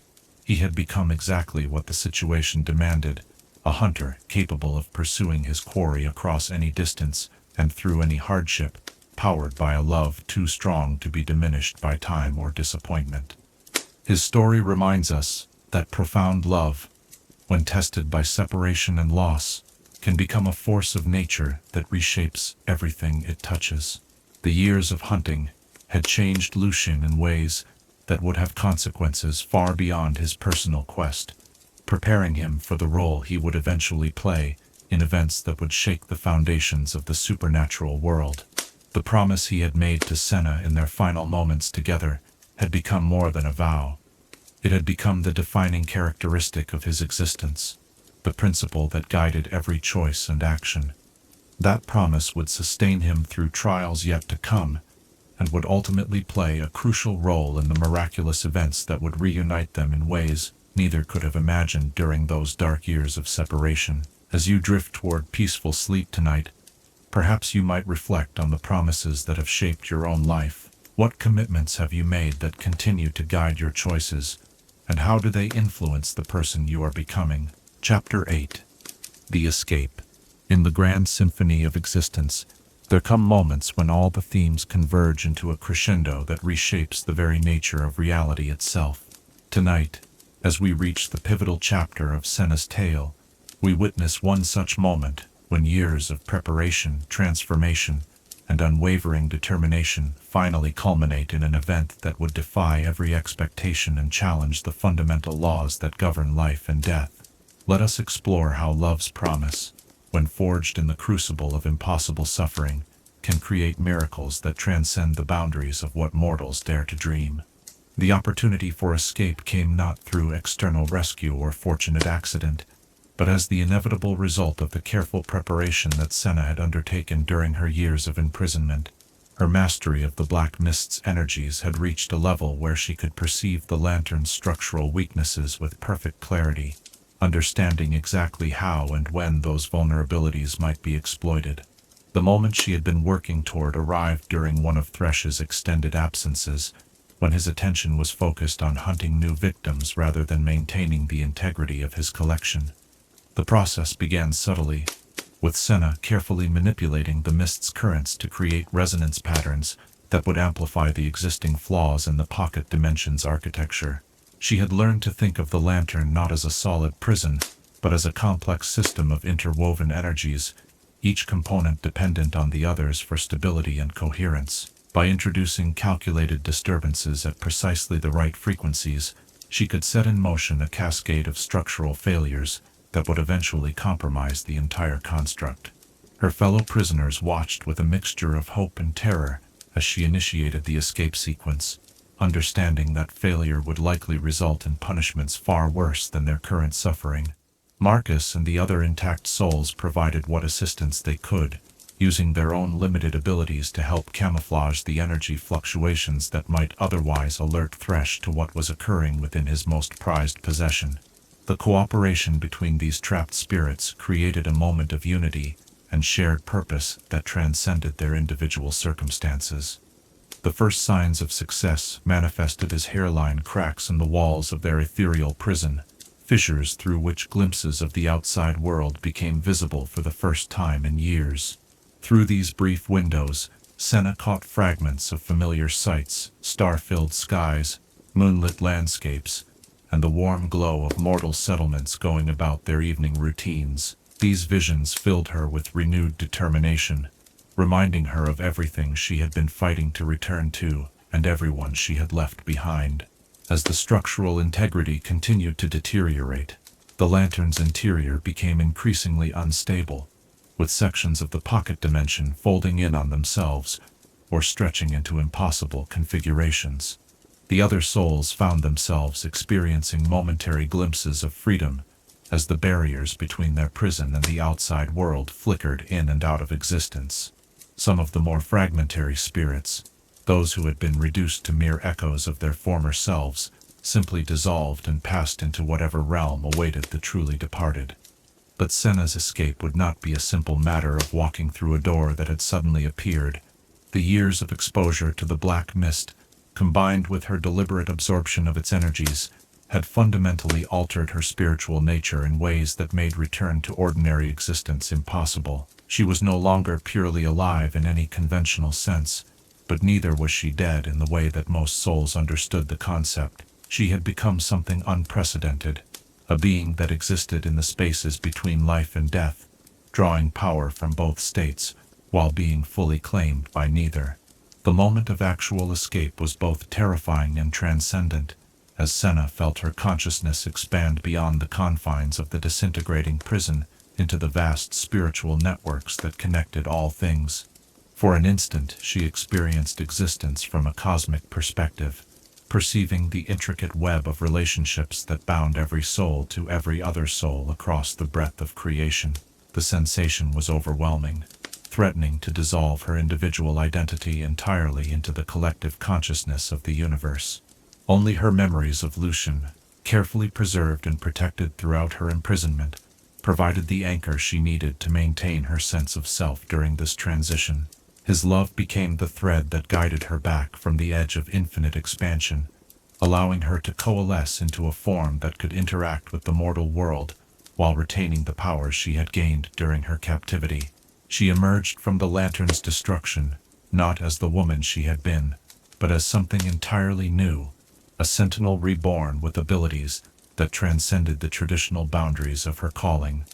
The physical form she manifested was recognizably her own, but transformed in ways that reflected her unique nature.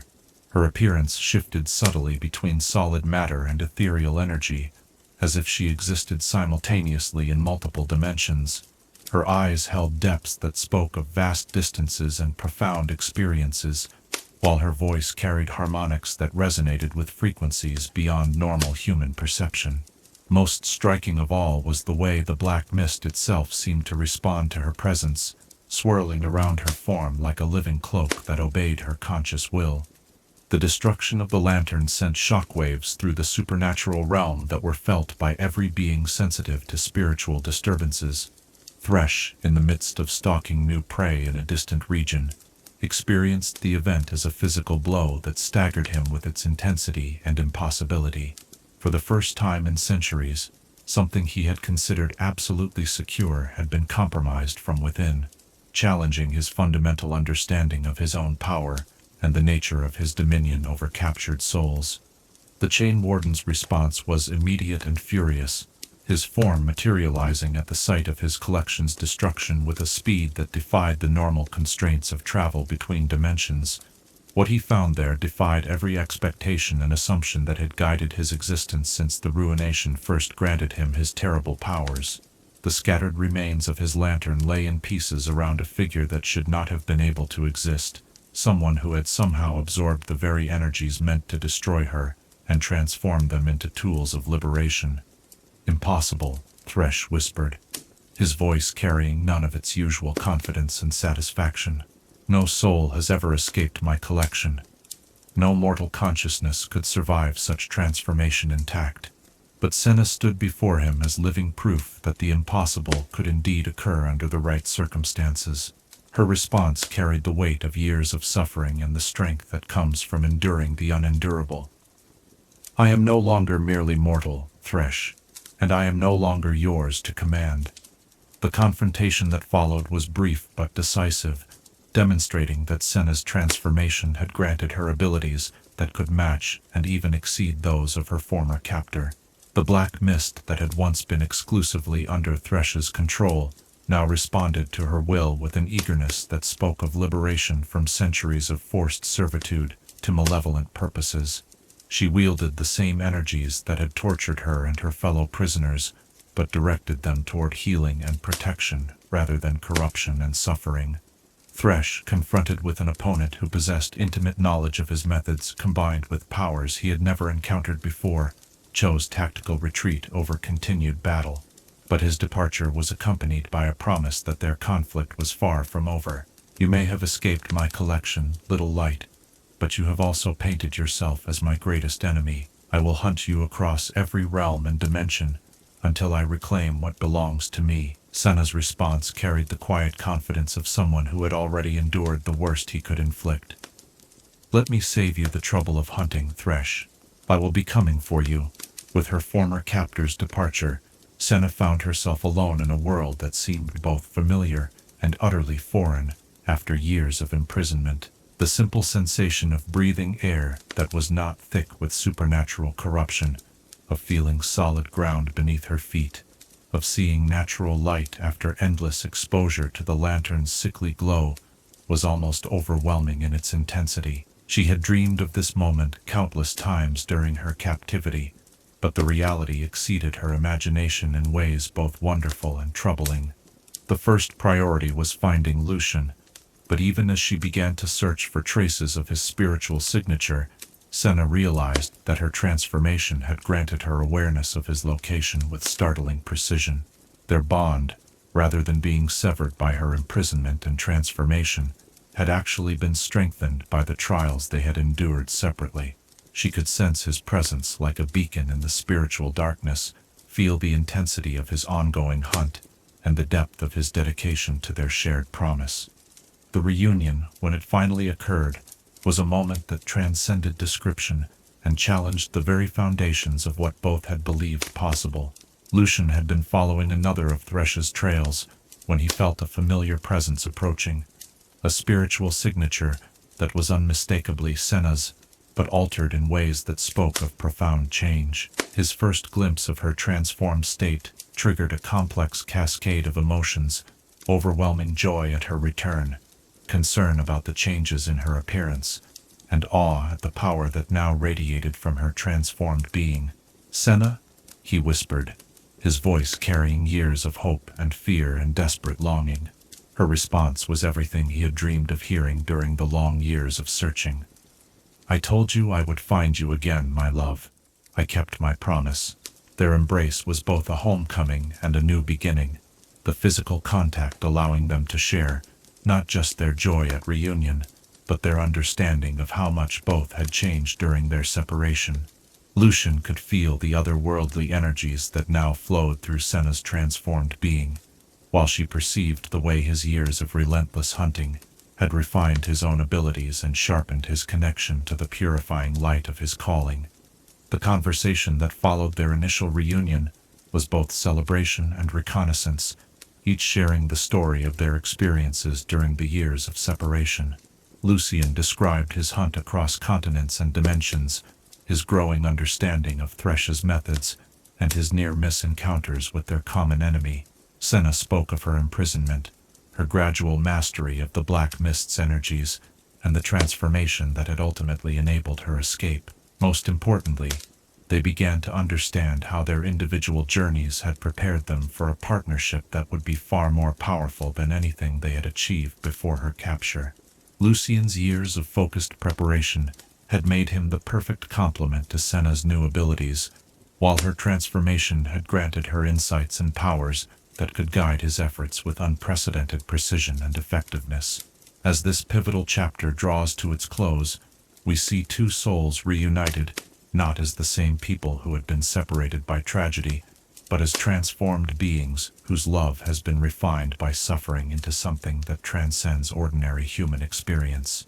Their reunion marks not just the end of their separation, but the beginning of a new phase in their eternal partnership, one that will allow them to face challenges that would have been impossible for either to overcome alone. Senna's escape from Thresh's lantern represents more than just a personal victory. It is a testament to the power of love to endure any trial and the strength that can emerge from even the most hopeless circumstances. Her transformation reminds us that sometimes our greatest challenges become the sources of our greatest strengths, and that the bonds between souls who truly love each other cannot be broken by any external force. The promise that sustained both of them through their darkest hours has been fulfilled, but in ways that neither could have anticipated when they first made their vows to each other. Their story continues, but it now unfolds in a world where the impossible has been proven possible, and where love has demonstrated its power to reshape the very laws that govern existence.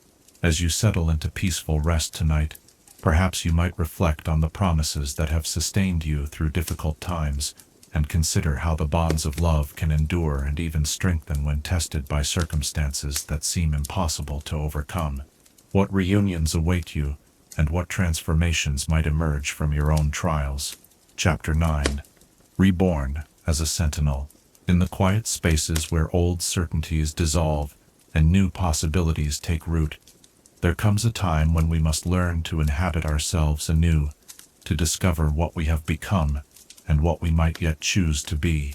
As we continue Senna's extraordinary journey, we find her standing at the threshold between her former existence and something unprecedented, grappling with abilities that challenge every assumption about the nature of life, death, and the sacred duty that has always defined her purpose. Tonight, let us explore how one learns to be reborn while remaining true to the fundamental principles that make us who we are.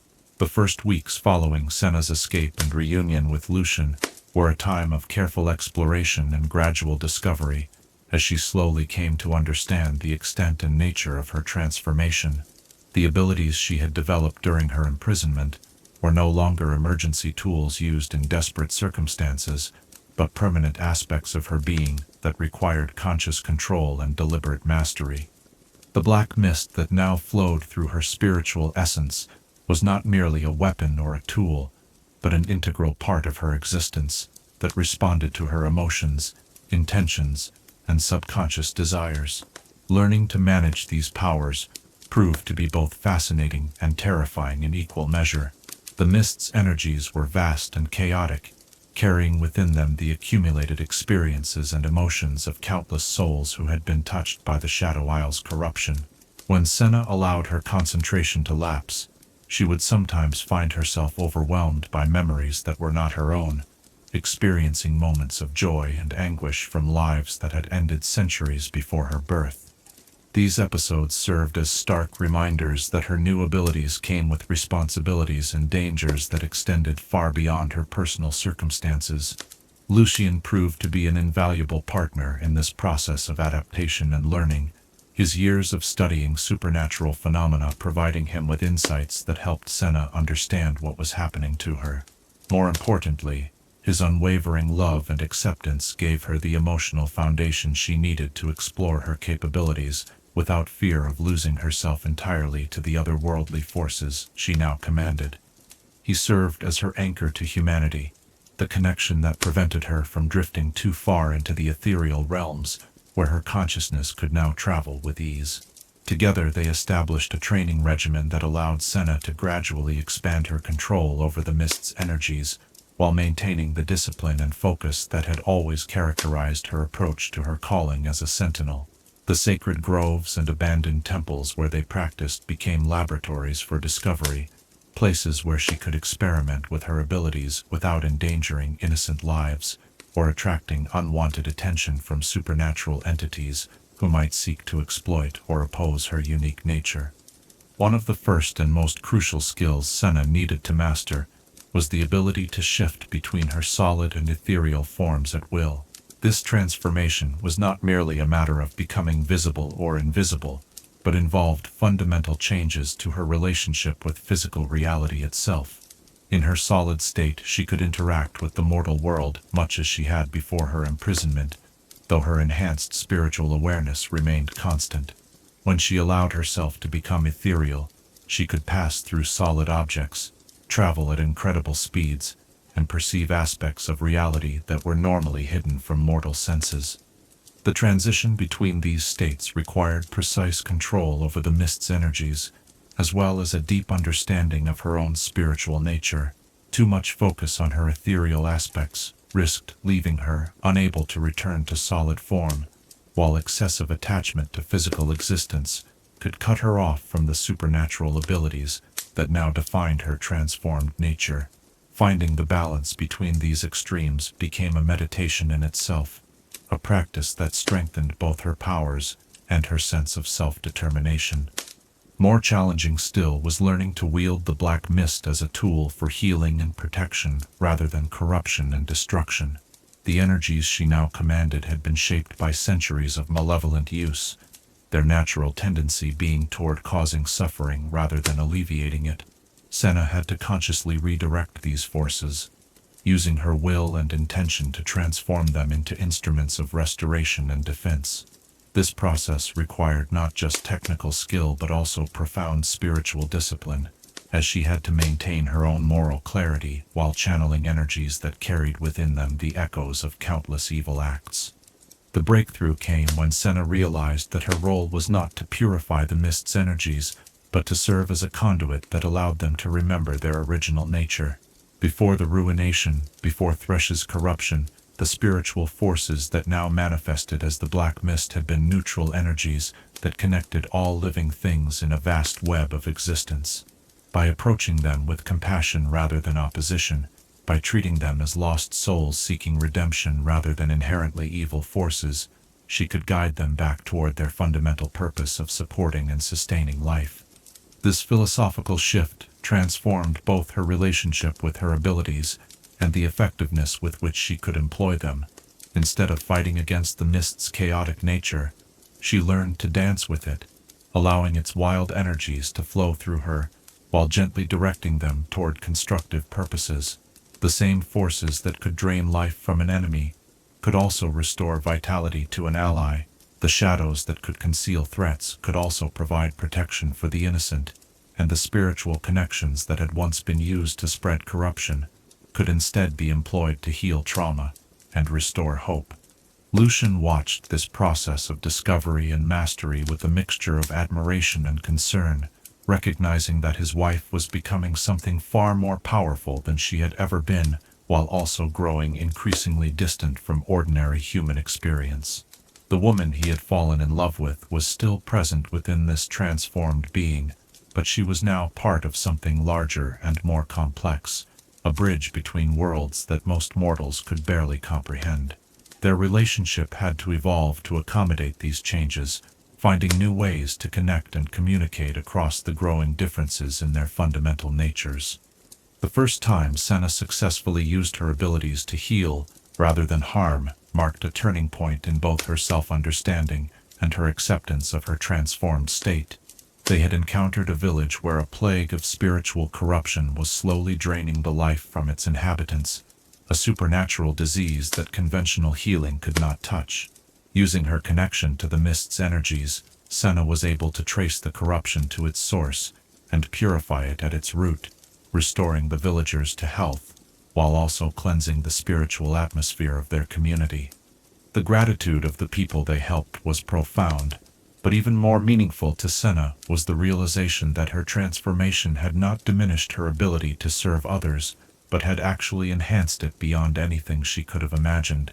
She was still a sentinel of light, still dedicated to protecting the innocent and opposing the forces of darkness, but now she possessed tools and insights that allowed her to address threats that would have been beyond her reach in her previous existence. This understanding led to a redefinition of what it meant to be a sentinel that went far beyond the traditional doctrines of her order.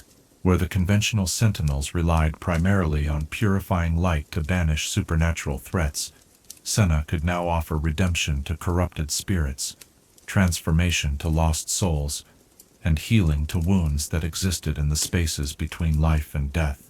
Her approach became less about destruction and more about restoration, focusing on addressing the root causes of supernatural corruption rather than simply eliminating its symptoms.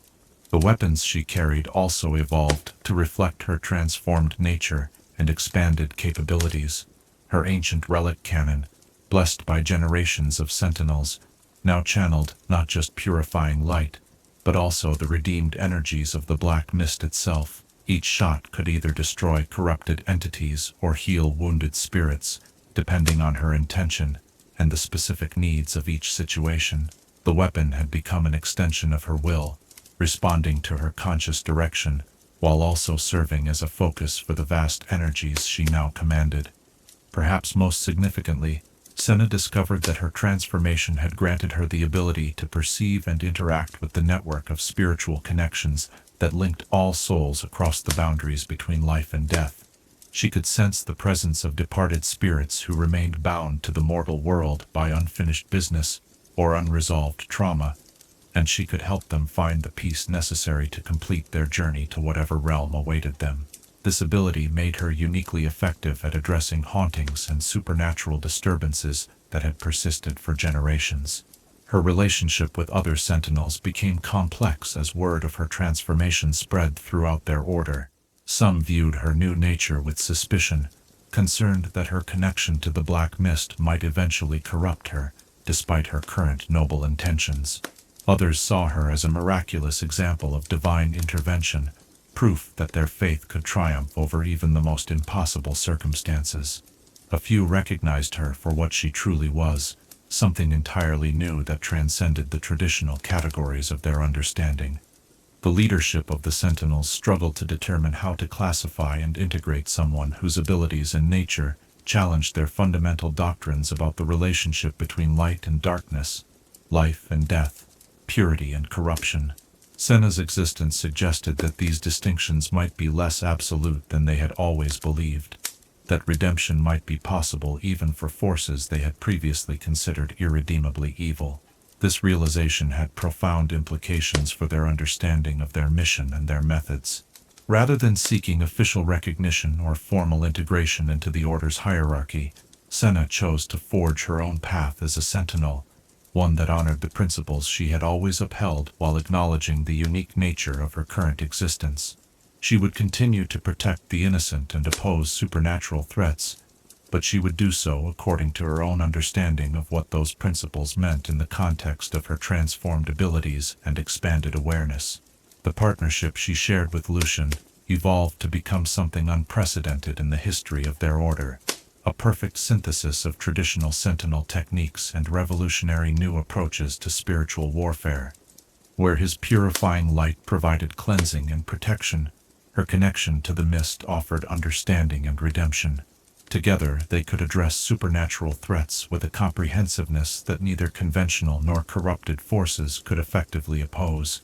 As this chapter of adaptation and redefinition draws to its close, we see Senna fully embracing her role as something new under the sun, a sentinel reborn through suffering into capabilities that transcend the traditional boundaries of her calling.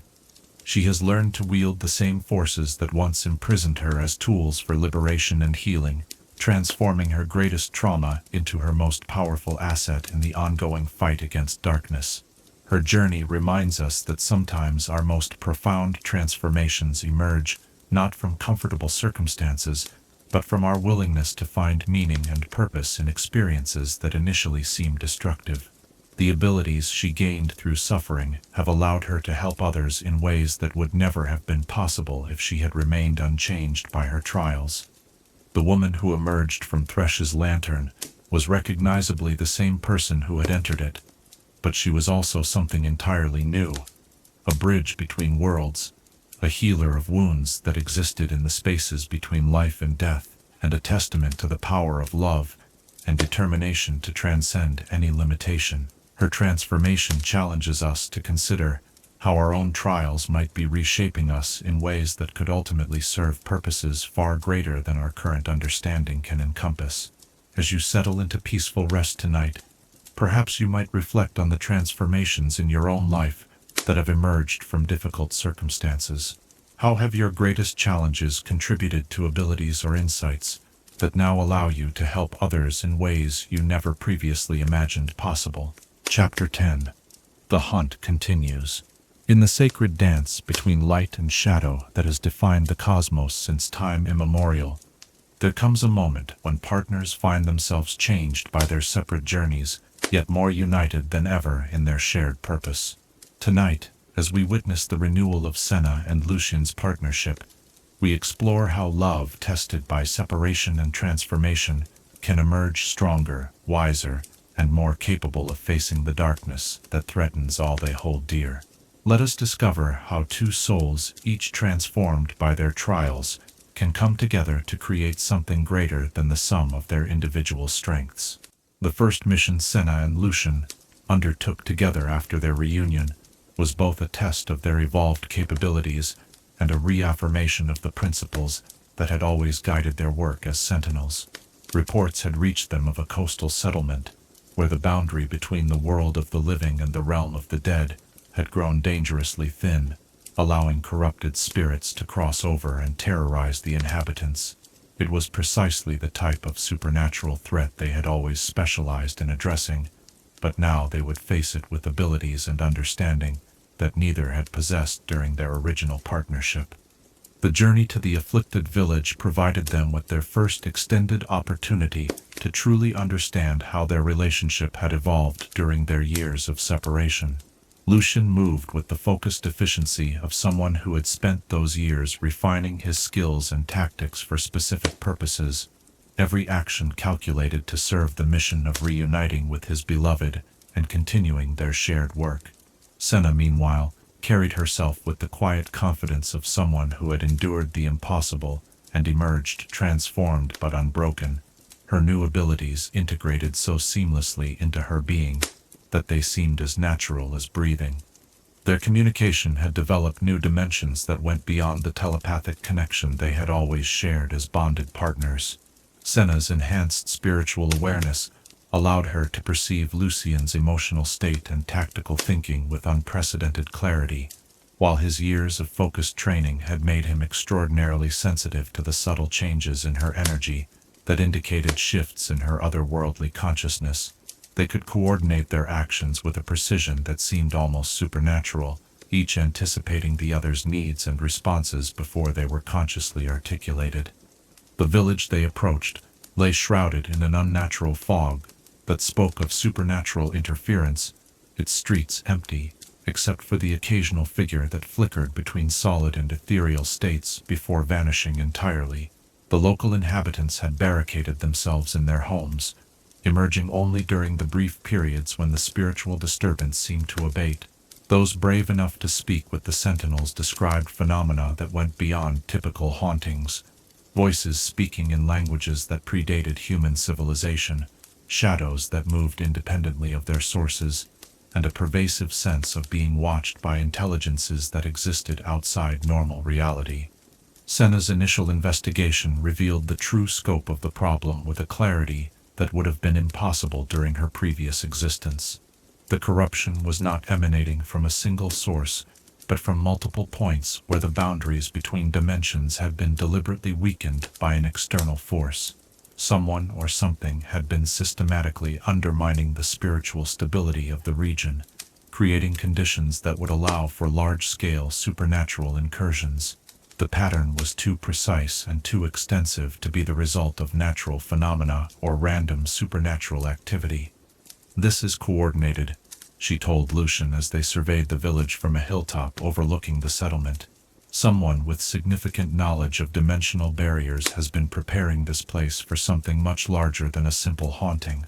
Lucian's response reflected the tactical acumen he had developed during his years of hunting their enemies, A staging ground, then, somewhere to gather forces before launching a larger assault.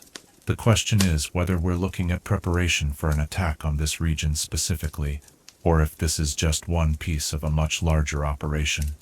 Their investigation proceeded with the methodical thoroughness that had always characterized their approach, but now, enhanced by abilities that allowed them to perceive and address aspects of the supernatural threat that would have remained hidden from conventional sentinels. Senna could trace the spiritual corruption to its sources with unprecedented precision, while Lucian's purifying light had been refined to such a degree that it could not only banish corrupted entities, but also heal the dimensional damage they left behind. Working together, they began to unravel the complex web of supernatural interference that had been woven around the village over a period of months, or perhaps years. Each dimensional weak point they sealed, each corrupted spirit they helped find peace, revealed new details about the scope and sophistication of the threat they were facing. This was not the work of a single powerful entity acting alone, but rather the coordinated effort of multiple supernatural forces working toward a common goal. The revelation came when they discovered the central coordination point for the entire operation, an ancient shrine that had been corrupted by prolonged exposure to energies from the Shadow Isles. The sacred site, once dedicated to protecting the boundary between life and death, had been perverted into a conduit that allowed malevolent forces to manipulate the spiritual infrastructure of the entire region. The corruption was so extensive and deeply rooted that conventional purification techniques would have been insufficient to address it. But Senna's transformed nature provided them with options that no previous generation of sentinels had possessed. Her connection to the black mist allowed her to understand the corruption from within, to perceive its structure and identify the specific points where intervention would be most effective. More importantly, she could offer the corrupted shrine a form of redemption that went beyond simple cleansing, helping it remember its original purpose and voluntarily return to its protective role. The process required hours of patient work, with Senna serving as a spiritual conduit while Lucian provided protective barriers against the supernatural forces that sought to prevent their intervention. She had to immerse herself completely in the shrine's corrupted consciousness, experiencing firsthand the accumulated anguish and malevolence that had been used to twist it from its sacred purpose. The empathy and compassion that had always defined her approach to troubled spirits became tools for spiritual archaeology, allowing her to excavate the shrine's original nature from beneath layers of supernatural corruption. Lucian watched this process with a mixture of admiration and concern, recognizing that his wife was risking more than just physical harm in her efforts to heal the corrupted shrine. Each moment she spent connected to its twisted consciousness exposed her to influences that could potentially undermine her own spiritual stability. Yet he also understood that this was precisely the kind of work that her transformation had prepared her to undertake. The reason why her suffering in Thresh's lantern had ultimately served a purpose greater than either of them had initially understood. The moment of success was marked not by dramatic displays of supernatural power, but by a subtle shift in the spiritual atmosphere of the entire region, as if the very air had suddenly become easier to breathe. The unnatural fog that had shrouded the village began to dissipate, revealing streets where normal human activity could safely resume. The weak points in the dimensional barriers healed themselves as the shrine resumed its protective function, cutting off the supernatural forces that had been using the village as a staging ground for whatever larger operation they had been planning. The gratitude of the villagers was profound, but their response to Senna herself was complex and sometimes conflicted. While they could not deny that she had saved them from a terrible fate, her transformed nature was unsettling to people who had lived their entire lives within the comfortable boundaries of conventional reality. Some regarded her with awe that bordered on worship, while others showed fear despite her obvious benevolent intentions. A few seemed to understand intuitively that she represented something entirely new in their world, a bridge between realms that had previously been considered irreconcilably separate. These varied reactions provided Senna with insights into the challenges she would face as she continued her work as a transformed sentinel. Her abilities made her uniquely effective at addressing certain types of supernatural threats, but her very existence challenged people's fundamental assumptions about the nature of life and death, good and evil, salvation and corruption. She would need to find ways to help people accept the assistance she could provide while respecting their need to maintain their own spiritual and emotional equilibrium. The mission's success also demonstrated to both Sentinels how their partnership had evolved beyond what either had imagined possible during their original time together. Where once they had been two skilled individuals working in coordination, they were now something approaching a single entity with multiple aspects, each complementing and enhancing the other's abilities.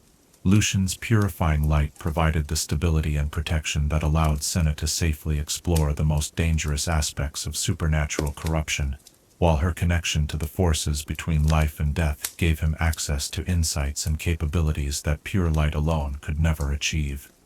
Their effectiveness as a team had not simply been restored, but had been elevated to levels that neither conventional Sentinels nor corrupted entities could easily match. They could address supernatural threats comprehensively, from initial investigation through final resolution, with a thoroughness that left no loose ends or unresolved complications. More importantly, their approach focused on healing and redemption rather than simple destruction, addressing the root causes of supernatural corruption rather than merely eliminating its symptoms. Word of their success began to spread throughout the regions where supernatural threats were common, carried by grateful villagers and traveling merchants who had witnessed their work. Requests for assistance began arriving from communities facing problems that conventional Sentinels had been unable to resolve, situations that required exactly the kind of innovative approach that Senna and Lucian's partnership could provide. They found themselves becoming specialists in the most challenging and complex supernatural phenomena, the cases that other members of their order would refer to them when traditional methods proved insufficient. This growing reputation brought with it both opportunities and responsibilities that neither had anticipated. They were no longer simply two Sentinels among many, but had become a unique resource whose capabilities could make the difference between success and failure in situations where the stakes extended far beyond individual communities. The knowledge that others depended on their continued effectiveness added weight to their partnership, while also reinforcing their commitment to maintaining the love and trust that made their collaboration possible. As their work continued through seasons and years, they developed techniques and approaches that pushed the boundaries of what Sentinel training had traditionally encompassed. Senna's ability to perceive and interact with the spiritual infrastructure that connected all living things allowed them to address supernatural threats at their source, while Lucian's refined mastery of purifying light provided the precise surgical tools needed to make permanent changes without causing collateral damage to innocent souls caught in the crossfire. Their relationship as husband and wife evolved alongside their professional partnership, finding new depths and dimensions that their original love, profound as it had been, could never have achieved. The trials they had endured separately had given each of them a deeper appreciation for what they meant to each other, while their transformed capabilities allowed them to share experiences and insights that transcended ordinary human communication. They had become not just partners in the fight against darkness, but true companions in every sense of the word, united by bonds that had been tested by the worst circumstances imaginable, and emerged stronger than ever.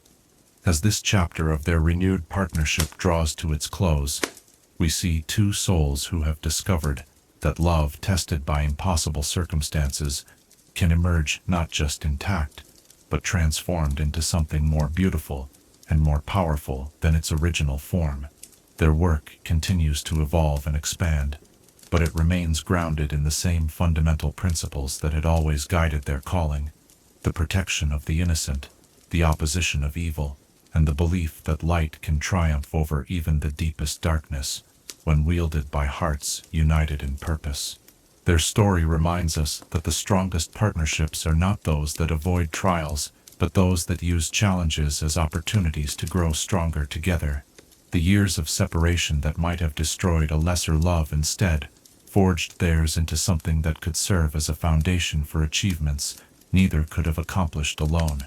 The hunt that had driven Lucian through years of desperate searching had evolved into something far more profound, a shared mission that honored the past, While embracing a future full of possibilities they were only beginning to understand. Together, they stood ready to face whatever challenges awaited them, secure in the knowledge that their bond had been tested by the worst that fate could offer, and had emerged not just unbroken, but transformed into something approaching perfection. As you drift toward peaceful sleep tonight, perhaps you might reflect on the partnerships in your own life that have been strengthened by shared challenges.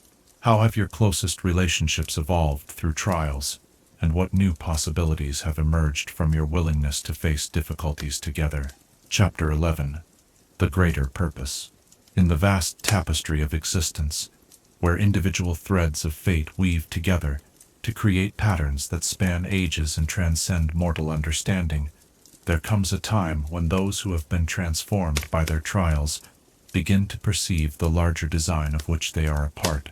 Tonight, as we continue Senna's extraordinary journey, we witness her awakening to a purpose that extends far beyond her personal experiences and individual calling, a role in the cosmic struggle between order and chaos that her unique nature has prepared her to fulfill.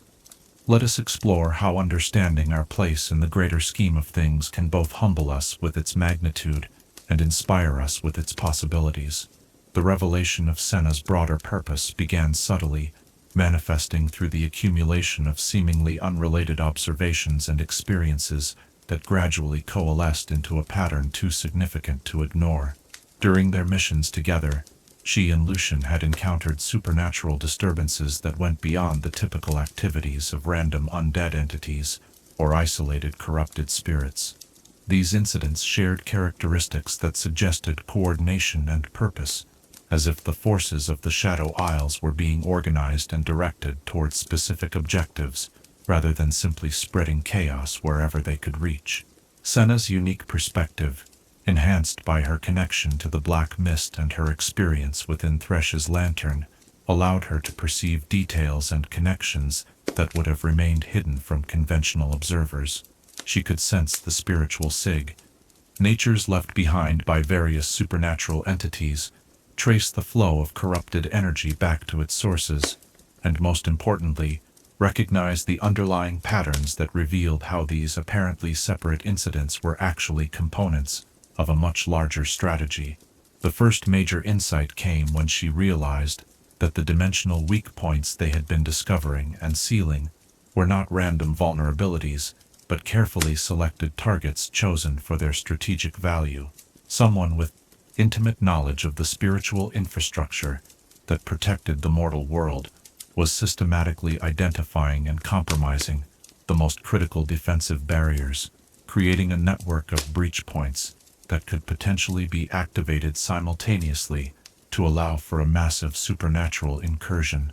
"It's not random predation," she explained to Lucian, as they stood in the ruins of an ancient temple that had once served as a nexus point for protective spiritual energies. "Someone is mapping our defenses, probing for weaknesses, preparing for something much larger than anything we've seen before. The Shadow Isles aren't just expanding their influence, they're preparing for war." This understanding led to a fundamental shift in how Senna viewed her role and responsibilities as a Sentinel. Where once she had focused primarily on addressing individual supernatural threats as they arose, she now began to see herself as part of a larger defensive network, whose effectiveness depended on understanding and anticipating the strategies of their enemies. Her transformation had not just given her new abilities, it had positioned her to serve as an early warning system for threats that conventional sentinels might not detect until it was too late to prevent them. The scope of the emerging threat became clearer as Senna learned to use her connection to the Black Mist as a form of spiritual reconnaissance, allowing her consciousness to travel along the networks of corrupted energy that connected various supernatural phenomena across vast distances. Through these ethereal journeys, she discovered that the activities they had been observing were indeed part of a coordinated campaign, one that extended across multiple continents and involved supernatural entities of unprecedented power and sophistication. At the center of this campaign, she sensed a presence that dwarfed even Thresh in terms of malevolent intelligence and strategic capability. This entity, whatever it was possessed an understanding of the spiritual laws that governed the relationship between life and death that went far beyond anything she had encountered during her imprisonment in the Chain Warden's collection. It was orchestrating events with patience and precision that suggested planning on a scale measured in centuries rather than years, building toward an objective that would fundamentally alter the balance of power between the mortal world and the realm of the dead. The realization that she had become aware of this threat through her unique nature and experiences brought with it a profound sense of responsibility that went beyond her personal calling as a sentinel. She was not just another warrior in the fight against darkness, but someone whose specific combination of abilities and insights made her uniquely qualified to understand and potentially counter this emerging threat. Her suffering in Thresh's lantern, rather than being simply a personal tragedy, had prepared her for a role that no one else could fulfill. This understanding led to intensive research and consultation with the most knowledgeable members of the Sentinel Order, scholars and mystics who had devoted their lives to studying the history and nature of supernatural threats. Through these discussions, Senna learned about ancient prophecies and historical patterns that seemed to correlate with the current situation, references to times when the barriers between worlds had grown thin and malevolent forces had attempted to permanently alter the fundamental nature of reality itself. The picture that emerged from this research was both terrifying and inspiring. The current threat appeared to be the latest manifestation of a cyclical conflict that had played out across the ages, with forces of order and chaos engaging in struggles whose outcomes determined the fundamental nature of existence for entire eras. Previous iterations of this conflict had been resolved through the actions of individuals who possessed unique combinations of abilities and insights, people who had been transformed by their experiences into bridges between different aspects of reality. Senna began to understand that her transformation had not been an accident, or even simply the result of her own determination and strength. The circumstances that had led to her capture, imprisonment, and eventual escape had been guided by forces and influences operating on a scale that transcended individual choice and personal agency. She had been shaped by her experiences specifically to serve a purpose that only someone with her particular nature and capabilities could fulfill. This realization was both humbling and overwhelming, bringing with it the weight of responsibility for outcomes that would affect countless lives across multiple generations. Yet it also provided a sense of meaning and purpose that went beyond anything she had experienced during her previous existence as a conventional sentinel. Her personal tragedy had been transformed into a cosmic opportunity, her individual suffering refined into a tool that could be used to protect everything she valued from threats that most people could not even perceive. Working with Lucian and other allies, Senna began to develop strategies for addressing the emerging threat that took advantage of her unique capabilities, while also leveraging the strengths of more conventional approaches to supernatural warfare. Her ability to perceive and interact with the spiritual infrastructure that connected all living things made her invaluable for intelligence gathering and strategic planning, while her connection to the Black Mist allowed her to counter corrupted energies, using methods that their enemies would not anticipate or prepare for. The alliance she helped forge brought together individuals and groups that had never before cooperated on such a scale, uniting conventional sentinels with reformed spirits, mortal scholars with supernatural entities who had chosen to oppose the forces of chaos, and warriors from different traditions and backgrounds who shared a common commitment to protecting the world from destruction. This coalition represented something unprecedented, a truly comprehensive response to a threat that transcended traditional boundaries and categories. Senna's role within this alliance was not that of a conventional leader, but rather that of a coordinator and translator, someone who could facilitate communication and cooperation between entities that would normally be unable to understand or trust each other. Her nature as a bridge between life and death, order and chaos, allowed her to serve as a mediator who could find common ground between apparently incompatible approaches and perspectives. The intelligence she gathered through her spiritual reconnaissance revealed that the enemy's campaign was approaching a critical phase, with various preparatory operations beginning to converge toward what appeared to be a climactic attempt to permanently breach the barriers between the mortal world and the realm of the dead. The timing of this assault was connected to astronomical alignments and spiritual phenomena that occurred only rarely, suggesting that failure to prevent it would mean waiting centuries for another opportunity to address the threat. This urgency added intensity to the Alliance's preparations, while also highlighting the importance of Senna's unique contributions to their efforts. Her ability to perceive and anticipate the enemy's movements gave them advantages in strategic planning that would be crucial for success, while her capacity to heal and purify corrupted spiritual infrastructure provided them with defensive capabilities that conventional methods could not achieve. As the campaign against the emerging threat intensified, Senna found herself working not just with Lucian, but with champions and heroes from across the world, individuals whose own unique gifts and experiences made them valuable contributors to the collective effort. These partnerships enriched her understanding of the scope and complexity of the forces they were opposing, while also demonstrating that her transformation, remarkable as it was, represented just one example of how ordinary individuals could be shaped by extraordinary circumstances into instruments of cosmic significance. The bonds she formed with these allies went beyond simple cooperation or shared objectives, evolving into the kind of profound connections that emerge when people commit themselves completely to purposes greater than their individual concerns. Through these relationships, Senna discovered that the love and trust she shared with Lucian could serve as a model for the kind of unity and mutual support that would be necessary for their alliance to succeed against overwhelming odds. Her growing understanding of the cosmic scope of their struggle also deepened her appreciation for the spiritual principles that had always guided her work as a sentinel. The protection of the innocent, the opposition of evil, and the commitment to serving the greater good took on new dimensions when viewed in the context of a conflict that would determine the fundamental nature of reality for generations to come. Every act of compassion, every moment of courage, every choice to stand against darkness contributed to outcomes that extended far beyond their immediate circumstances.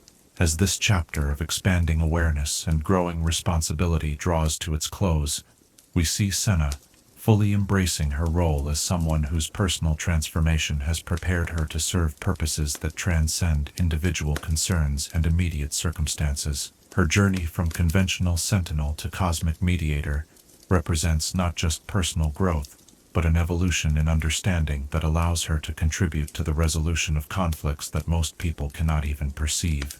Her story reminds us that sometimes our greatest challenges prepare us for responsibilities and opportunities that we could never have imagined during our periods of struggle and suffering.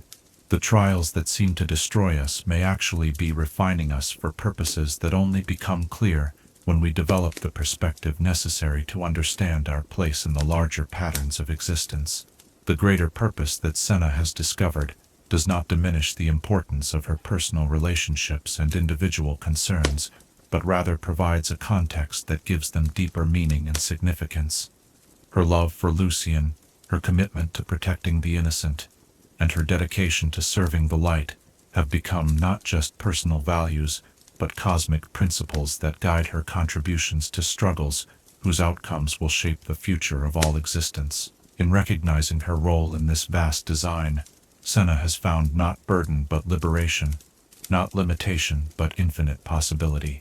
Her transformation continues to unfold as she discovers new ways to use her unique nature in service of purposes that honor both her individual journey and the collective needs of all who depend on the triumph of order over chaos, hope over despair, and love over the forces that would tear apart the fundamental bonds that hold creation together.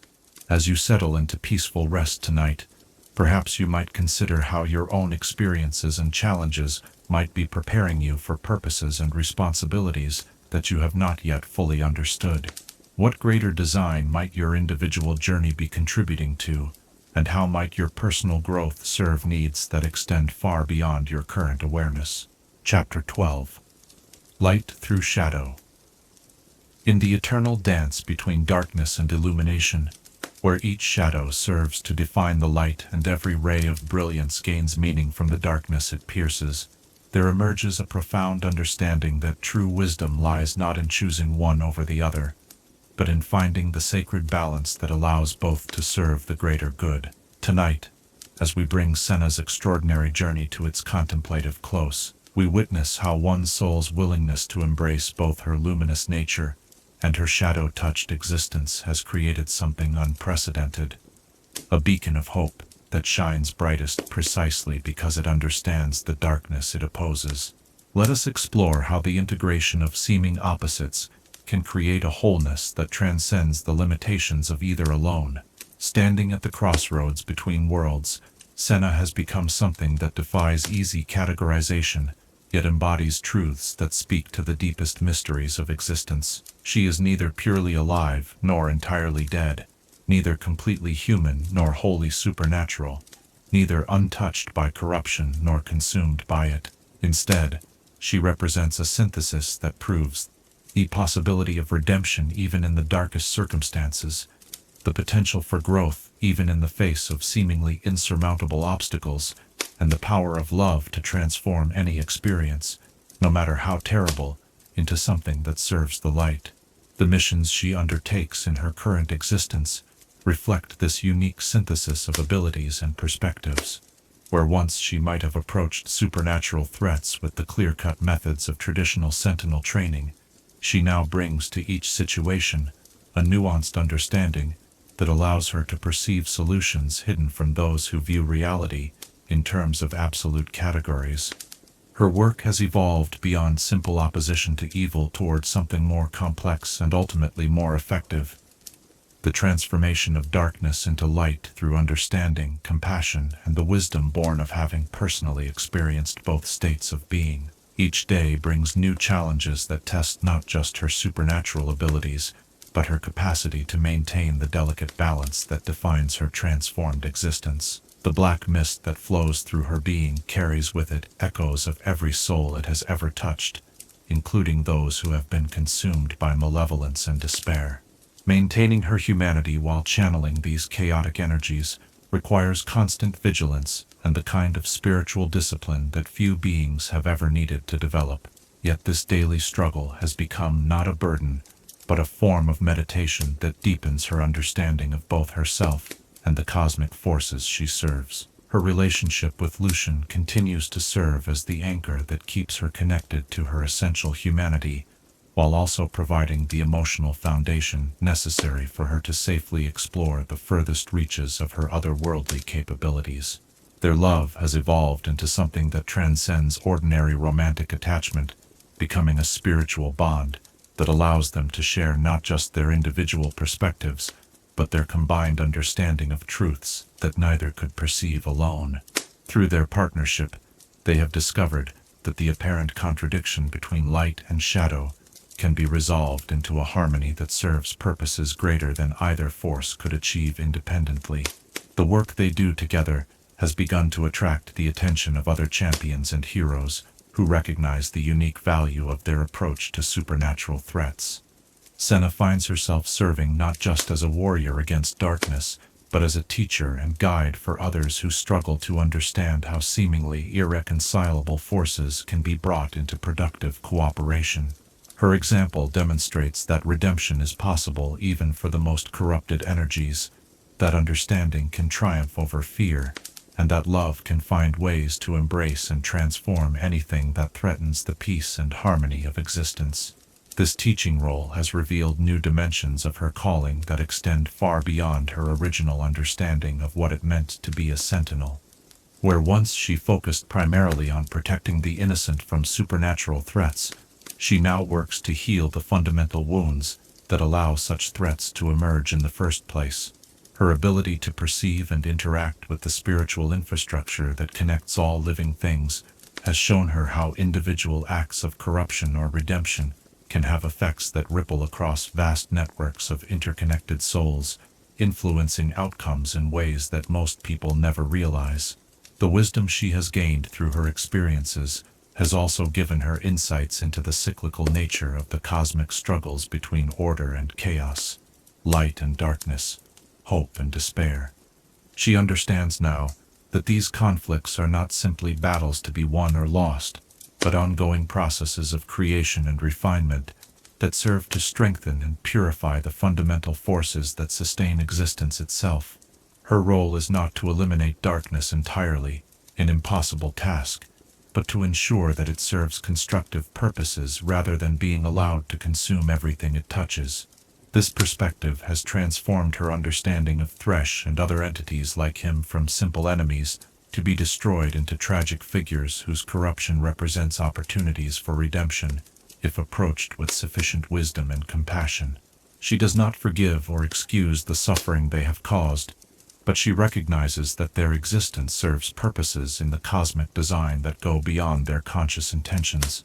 Her ongoing conflict with the Chain Warden has evolved from a personal quest for vengeance into a complex dance of opposition and instruction, with each encounter serving to teach both participants new truths about the nature of existence. The other souls she has encountered, who have been touched by similar wishes of transformation and transcendence, have helped her understand that her journey, unique as it feels from the inside, represents one example of a pattern that manifests whenever circumstances demand the emergence of beings capable of bridging different aspects of reality. Throughout history, individuals have been called upon to undergo transformations that prepare them to serve as mediators, healers, and guides, during times when the normal boundaries between worlds become permeable and dangerous. This realization has brought with it a profound sense of connection to a lineage of service that extends far beyond her individual circumstances and personal relationships.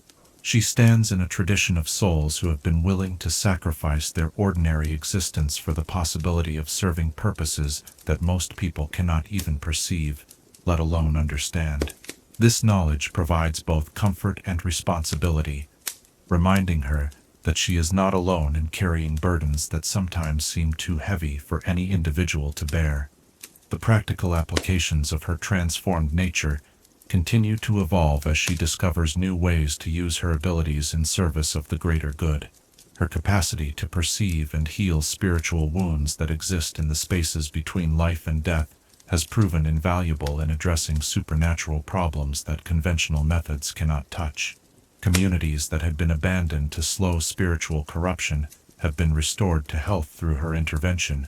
Ancient sites of power that had been perverted to malevolent purposes have been returned to their protective roles, and individuals who had been partially consumed by supernatural influences have been guided back to wholeness and sanity. Perhaps most importantly, her work has begun to create ripple effects that extend far beyond the immediate circumstances of each intervention. People who have witnessed her ability to transform darkness into light, to find redemption in the most unlikely circumstances, and to maintain hope and compassion even in the face of overwhelming evil, carry those experiences with them as they return to their own lives and communities. The example she provides becomes a source of inspiration and guidance that influences how others approach their own challenges and opportunities for growth. The balance she has achieved between her human nature and her otherworldly capabilities serves as a living demonstration that integration is possible, even when the forces involved seem completely incompatible. Her daily existence proves that one can embrace transformation without losing essential identity, that one can work with corrupted energies without being corrupted by them, and that one can serve cosmic purposes without sacrificing personal relationships and individual values. This balance is not static but dynamic, requiring constant attention and adjustment as circumstances change and new challenges emerge. Each day brings opportunities to deepen her understanding of how apparent opposites can be brought into harmony, how conflicts can be resolved through synthesis rather than domination, and how individual growth can serve collective needs without requiring the sacrifice of personal authenticity and emotional fulfillment. The legacy she is creating through her transformed existence extends beyond her immediate impact on supernatural threats to encompass the broader influence she has on how people understand the nature of redemption, transformation, and the possibility of finding light in even the darkest circumstances. Her story has become a source of hope for those who struggle with their own experiences of trauma and loss, demonstrating that suffering can be transformed into strength, that isolation can become connection, and that even the most terrible experiences can ultimately serve purposes that justify their occurrence. As this final chapter of our exploration of Senna's journey draws to its close, we see a soul who has achieved something remarkable, the integration of experiences and abilities that most would consider irreconcilable into a harmonious whole that serves purposes greater than any of its individual components. She stands as living proof that love can transcend any obstacle, that wisdom can emerge from any circumstance, and that hope can find ways to shine through even the deepest shadows.